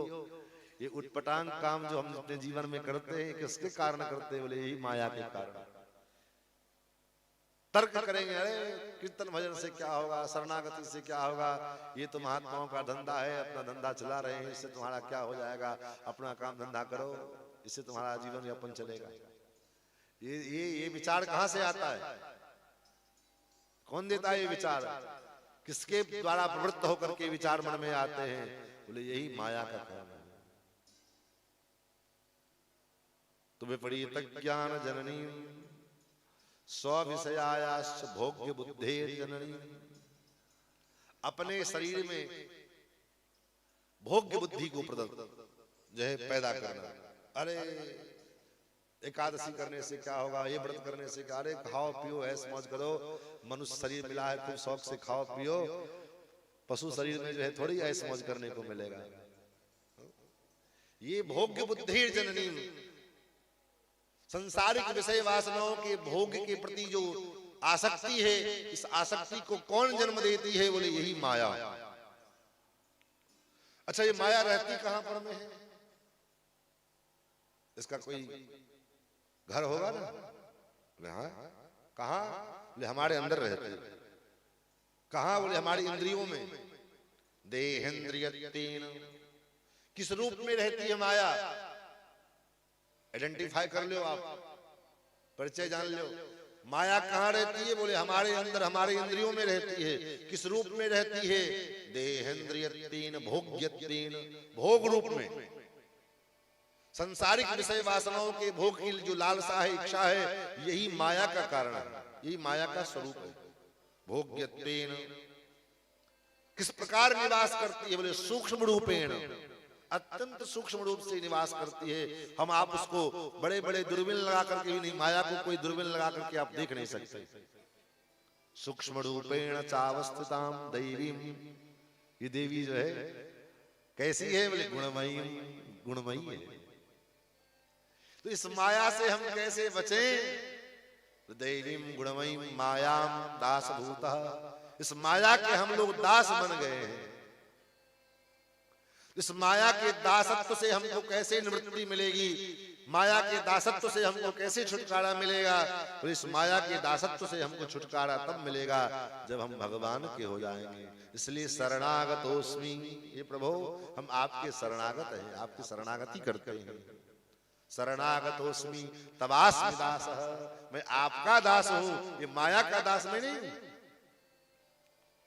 तवास्मि दासः इति वक्तारम, ऐसा आप जब हृदय से स्वीकार करके भगवान के सामने बोलोगे तब जो है, हे प्रभु इति वक्तारम, मैं आपके सामने बोल रहा हूं, माम तारय, इस माया से मेरा उद्धार करो, मेरा मुझे तार दो। ये भगवान के सामने प्रार्थना करनी पड़ेगी। इति वक्तारम माम तारय, तब जाकर के ये माया का स्वरूप, ये माया से हम छुटकारा प्राप्त कर सकते हैं। तो भगवान ने दोनों स्वरूप का वर्णन, भगवान अपने स्वरूप का भी अनुभव कराते हैं और माया के स्वरूप का भी वर्णन करते हैं कि मेरा स्वरूप क्या है, मेरी माया का स्वरूप क्या है। तो भगवान के स्वरूप का और माया के स्वरूप का अगर हमको बोध होगा, जानकारी रहेगी, तो चाहे हम गृहस्थी में रहें, चाहे व्यापार में रहें, चाहे हम संसार में रहें, कहीं भी रहें, हम भगवान को भूलेंगे नहीं। और जब भगवान को नहीं भूलेंगे तो फिर माया हमारी क्या बिगाड़ेगी, क्या बिगाड़ सकती है। नारद जी, ब्रह्मा जी कहते हैं, जब भगवान ने हमको इस प्रकार से उपदेश किया और उपदेश करने के बाद भगवान चले गए, और तब फिर ब्रह्मा जी कहते हैं मैंने सृष्टि आरंभ की। और यही प्रश्न विदुर जी ने मैत्रेय जी से किया था। अब यहां से तीसरा संवाद शुरू हो रहा है, विदुर मैत्रेय संवाद। एक संवाद नैमिषारण्य में चल रहा है, 88,000 शौनकादिक ऋषिगण श्रोता हैं और सूत जी वक्ता हैं। एक संवाद गंगा के तट पर चल रहा है, जिसमें परीक्षित जी श्रोता हैं और वसुदेव जी वक्ता हैं। और एक संवाद अब तृतीय स्कंद से शुरू होता है, जहां मैत्रेय जी वक्ता हैं और विदुर जी श्रोता हैं। जब विदुर जी का नाम आया तो परीक्षित जी का हृदय भरा आया। महाराज जरा विदुर जी का परिचय दीजिए, क्योंकि विदुर जी ही तो एक थे जिन्होंने हमारे पूर्वजों को, हमारे दादा को के प्रति उनकी संवेदना थी, सहानुभूति थी। मैंने सुना है महाभारत के युद्ध के घर को छोड़ चले गए थे, ऐसा क्या हुआ? सुखदेव जी कहते राजन, एक बार जब राजा धृतराष्ट्र यदा स्वराजान ससुतान बंधन साधु पुष्णन्न धर्मेण विनष्ट दृष्टि,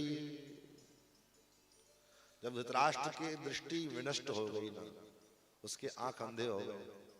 आप तो कहोगे महाराज धृतराष्ट्र तो जन्म से अंधे थे, फिर उनकी दृष्टि नष्ट कैसे हो गई? ये क्यों लिखा सुखदेव जी, कहा सुखदेव जी ने?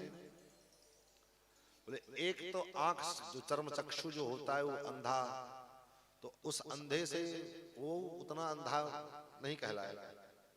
लेकिन आंख होते हुए भी व्यक्ति जब मोह के द्वारा इतना ग्रसित हो जाता है कि मोह में पड़कर वो मोहांध हो जाता है, फिर क्या उचित है, क्या अनुचित है, क्या धर्म है, क्या अधर्म है, ये उसकी दृष्टि में नष्ट हो जाता है। तब जाकर के वो विशेष अंधा हो जाता है। और यही हुआ धृतराष्ट्र के साथ। पुष्णन्न धर्मेण विनष्ट दृष्टि, पुत्र के धर्म में, पुत्र के मोह में पड़ करके धृतराष्ट्र इतना अंधा बन गया कि उसने अपने छोटे भाई भ्रातुर्यविष्ठस्य सुतान विबंधुन प्रवेश्य लाक्षा भवने ददाह।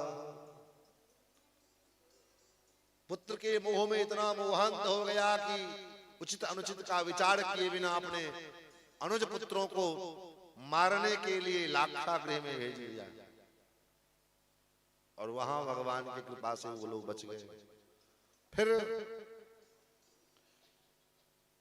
कौरवों की सभा में देवी द्रौपदी के चीरहरण का भयंकर कृत्य करने का जो है संयोग आया। उसमें भी धृतराष्ट्र ने उस कृत्य का विरोध नहीं किया। कम से कम राजा थे, अगर वो विरोध कर देते तो किसकी हिम्मत थी, क्योंकि उनकी आज्ञा का पालन पितामह भीष्म अपने पिता शांतनु की आज्ञा का स्वरूप मानते थे। अगर राजा जो है धृतराष्ट्र कह देते कि ये न्याय संगत नहीं है, धर्म विरुद्ध कार्य है, उसके बाद उस वचन की रक्षा करना तो जो है जिम्मेदारी तो भीष्म पितामह की थी और वो करवा लेते। लेकिन चूंकि महाराज धृतराष्ट्र चुपचाप देख रहे हैं, बैठे हुए हैं, तो पितामह भीष्म न चाहते हुए भी चुपचाप खड़े देखते रहे और कुछ नहीं कर पाए। ये सब जब कुकृत्य हुआ, धोखे से युद्ध क्रीड़ा में पांडवों को हराया गया और बदले में 12 वर्ष का वनवास, 1 वर्ष का अज्ञातवास दिया गया। ये सारी बातें हुई, सबको सभी बातों को स्वीकार किया। 12 वर्ष का वनवास, 1 वर्ष का अज्ञातवास को झेल करके जब पांडव लौट करके आए कि अब तो कम से कम हमारा राज्य आधा मिल जाए, तब भी दुर्योधन को राज्य देने को तैयार नहीं था। और भगवान युद्ध का माहौल बन रहा था तो भगवान नंदनंदन श्याम सुंदर द्वारकाधीश श्री कृष्ण दूत बनकर के शांति का संदेश लेकर के आए। शांति का संदेश लेकर के आए। विदुर जी ने समझाया महाराज धृतराष्ट्र को कि ये ऑप्शन, ये प्रस्ताव आप भूल करके भी मत ठुकराना, क्योंकि आज इस प्रस्ताव को आप ठुकरा दोगे तो फिर जीवन भर आपको पछताने के सिवाय और दूसरा कोई रास्ता नहीं, कोई विकल्प नहीं। बात नगर में फैल गई। भगवान द्वारकाधीश श्री कृष्ण के स्वागत के लिए नगर नगर में जगह जगह पर में जो है स्वागत की व्यवस्था किए गए। लेकिन विदुर जी की पत्नी विदुरानी जी के मन में इच्छा थी कि नंदनंदन श्याम सुंदर श्री कृष्ण मेरा आतिथ्य स्वीकार करते, मैं उनका दर्शन करता, मैं अपने घर में उनको। विदुर जी ने कहा, पगली वो राजदूत बन करके आ रहे हैं, राजा के उनका स्वागत होगा, तुम्हारे घर क्यों आए? लेकिन भक्त की कामना, पूरा राजमार्ग खचाखच भरा हुआ है। भगवान रथ के ऊपर आरूढ़ होकर के चले आ रहे हैं। रथारूढ़ो गच्छन् पथि मिलित भूदेव पटलैः स्तुति प्रादुर्भावं प्रतिपदमुपाकर्ण सदयः दया सिन्धोर्बन्धोर् सकल जगतां सिन्धु सुतया जगन्नाथ स्वामी नयन पथगामी भवतु मे। विदुरानी यही विचार कर रही हैं, जगन्नाथ स्वामी, हे जगन्नाथ नयन पथगामी भवतु मे, आप मेरे नयन के दृष्टि गोचर हो जाओ। लेकिन द्वार में गए, रहे, राजमहल में पहुंचे, सारी बात हुई, 5 गांव तक के मांगने का जो है प्रस्ताव दिया, लेकिन दुर्योधन वो भी नहीं। उल्टे विदुर जी के द्वार पर में दरवाजा खटखटाया। विदुरानी जी स्नान कर रही थी। चाची दरवाजा खोलो, अरियो काकी द्वार खोलो। भगवान की माधुरी वचन को सुना विदुरानी जी ने, भाव विह्वल हो गई और ये भी नहीं देखा कि स्नान कर रहे थे, कपड़े बदल ले, कपड़े पहन ले तब जाएं, नहीं जैसे थी वैसे दौड़ पड़ी, द्वार खोला, सामने ठाकुर को देखा, भगवान ने अपना पीताम्बर लेकर के द्रौपदी जो विदुरानी जी को ओढ़ाया और अंदर गए। एकदम बेहवल अवस्था में, क्या करें क्या ना करें कुछ समझ में नहीं आ रहा है। इसी का नाम प्रेम है। और प्रेम की दशा में उटपटांग काम होता है, जो करना चाहिए वो ना होकर के कुछ और हो जाता है। लेकिन इस भाव को, इस बात को समझने के लिए कोई सामने वाला व्यक्ति भी प्रेमी हो तभी समझ पाएगा, अन्यथा कोई माना एरी में तो प्रेम दीवानी मेरो दर्द न जाने कोई, एरी में तो प्रेम दीवानी।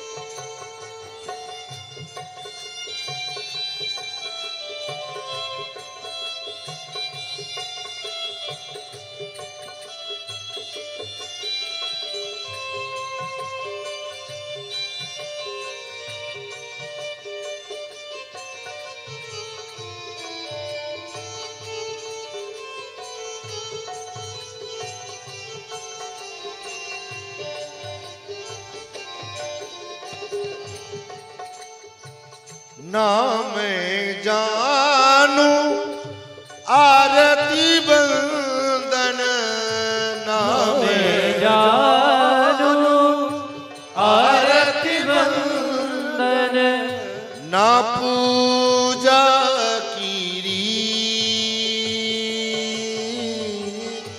ना पूजा कीरी, लिएरी मैंने, लिएरी मैंने दोने नौके दीपक लिए संजोय, एरी मैं तो प्रेम दीवानी मेरो दर्द न जाने कोई। लिएरी मैं तो प्रेम दीवानी मेरो दर्द न जाने कोई, लिएरी मैं तो प्रेम दीवानी मेरो दर्द न जाने को। घायल की गति घायल जाने, घायल की गति घायल जाने, घायल की गति घायल जाने, घायल की गति घायल जाने। जो कोई घायल हो, जो कोई घायल हो,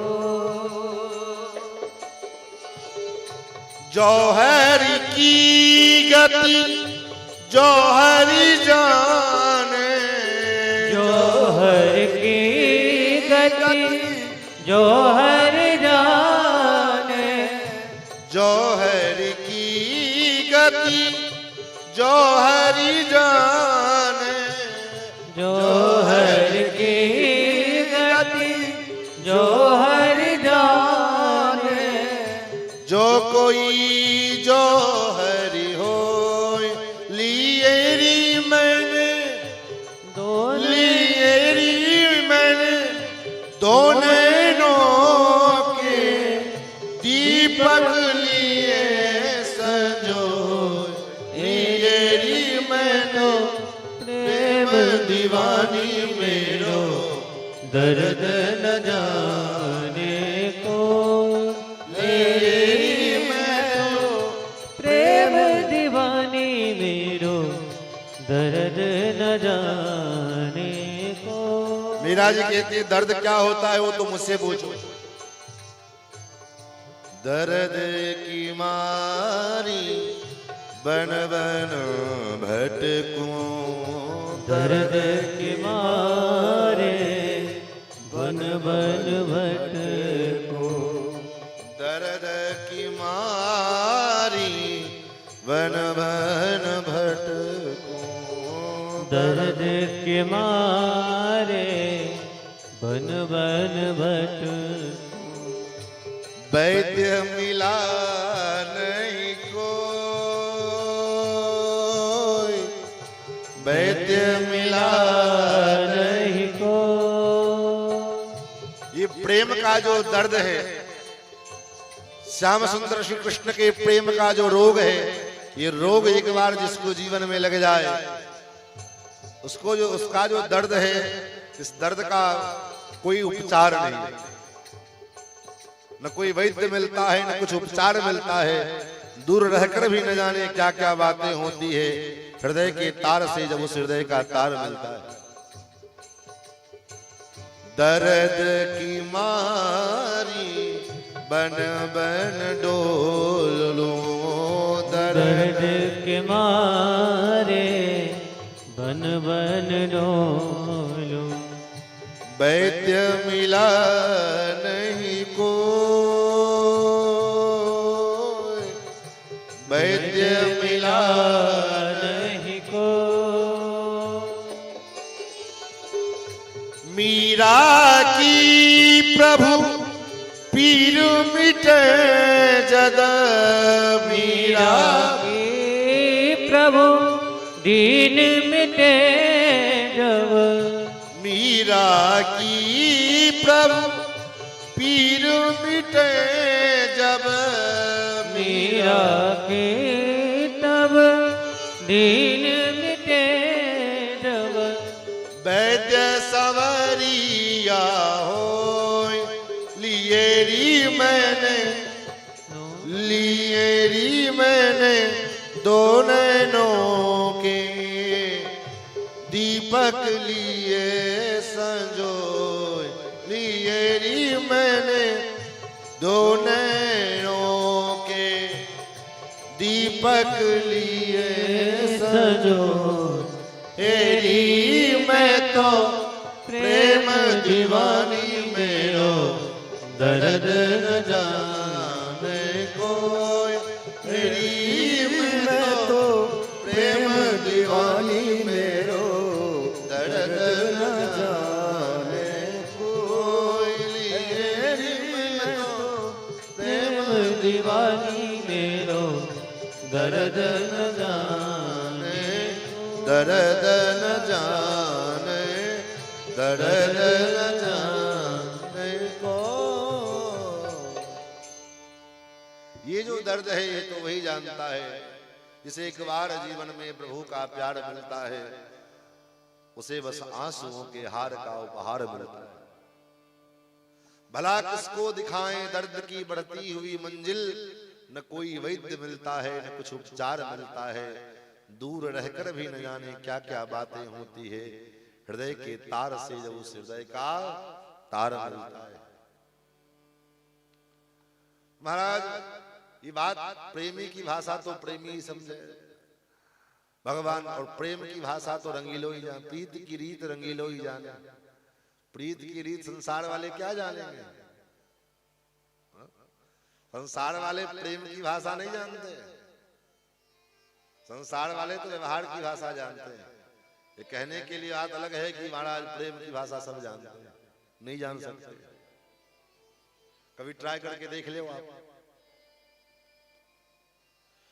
विडंबना ये है कि जहां प्रेम करना चाहिए वहां तो हम प्रेम नहीं करते हैं जहां व्यवहार करना चाहिए वहां व्यवहार नहीं करते संसार प्रेम से नहीं संसार व्यवहार से चलता है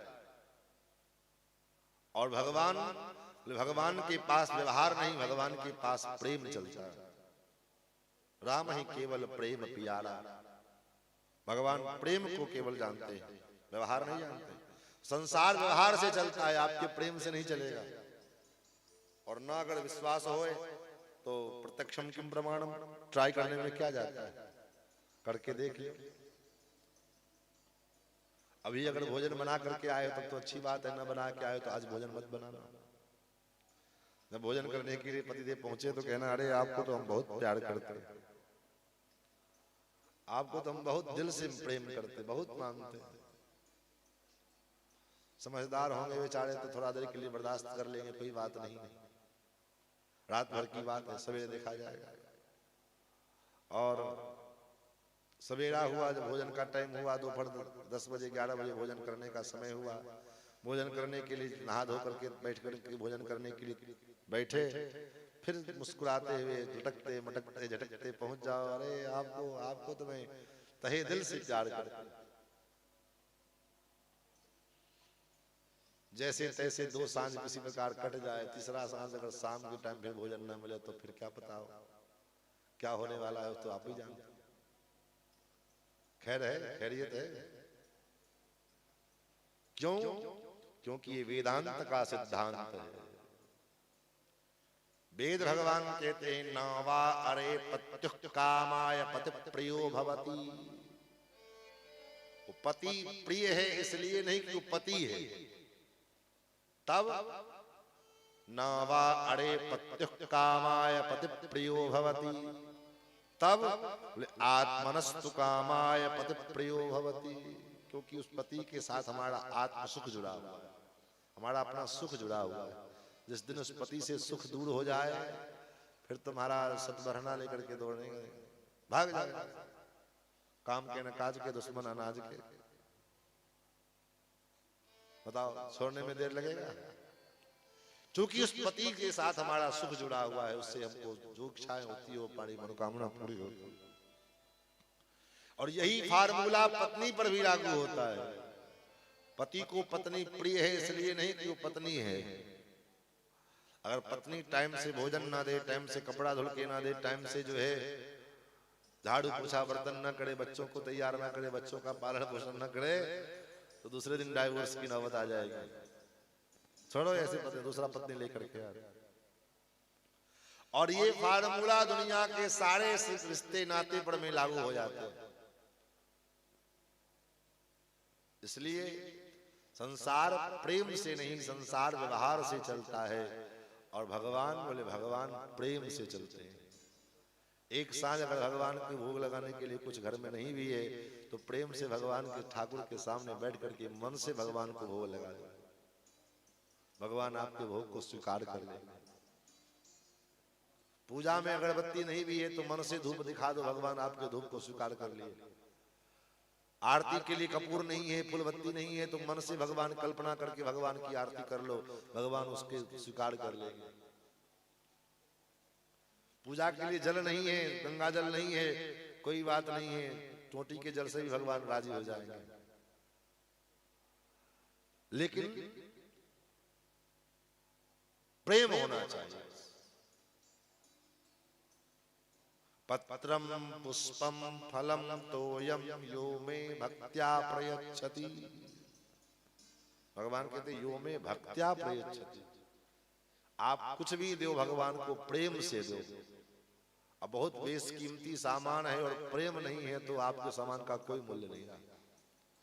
तो भगवान को प्रेम के भूखे ना। रामावतार में भगवान वन से लौट करके आने के बाद भगवान को माता कौशल्या जी ने अपने हाथों से अपने निमंत्रण दिया, आज तुम हमारे घर में भोजन करो। बढ़िया बढ़िया व्यंजन बनाए, बढ़िया बढ़िया पकवान बनाए, स्वर्ण के थाल में परोसा और अपने हाथ से ठाकुर को भोजन पवाने लगे। लाला भोजन करो। लाल जी ने भोजन किया।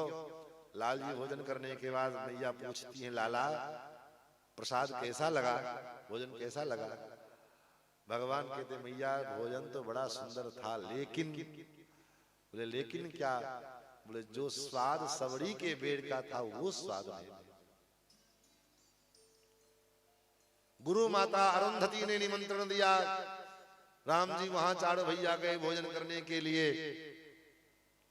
अरुंधति मैया ने बढ़िया स्वादिष्ट भोजन बनाए, पकवान बनाए। भोजन करने के बाद पूछा, राघव प्रसाद कैसा लगा, भोजन कैसा लगा? भगवान ने कहा, गुरु मां प्रसाद तो दिव्य था, इसमें कोई कमी नहीं, बड़ा सुंदर प्रसाद था। लेकिन अब गुरु माता अरुंधति के मन में जिज्ञासा, लेकिन क्यों, क्या हुआ? बोले जो स्वाद सबरी के बेड़ का मिला ऐसा स्वाद मुझे नहीं मिला।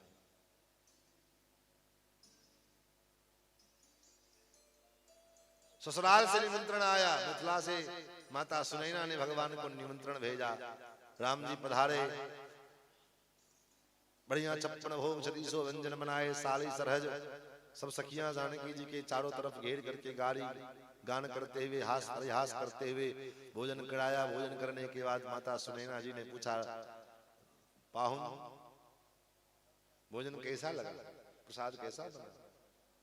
राम जी ने कहा, माता जी भोजन तो बड़ा पवित्र था, बड़ा स्वादिष्ट था, सब कुछ था सुंदर, लेकिन क्या लेकिन जो स्वाद सबरी के बेड़ का मिला वैसा स्वाद इस भोजन में।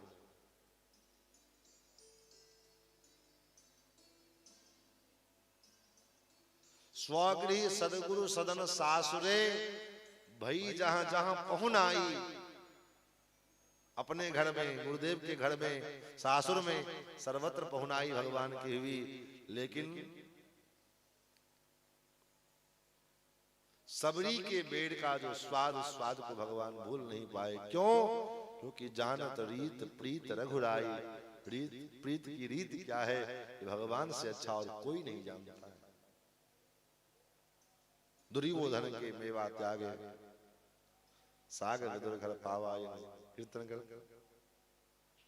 दुर्योधन के मेवा को भगवान ने छोड़ दिया, लेकिन सबरी के साग को भगवान ने पाया। ऐसे श्री विदुर जी महाराज एक दिन धृतराष्ट्र के सामने खड़े हुए। धृतराष्ट्र ने पूछा, विदुर क्या करना चाहिए, तुम्हारा क्या वक्तव्य है, तुम क्या कहते हो?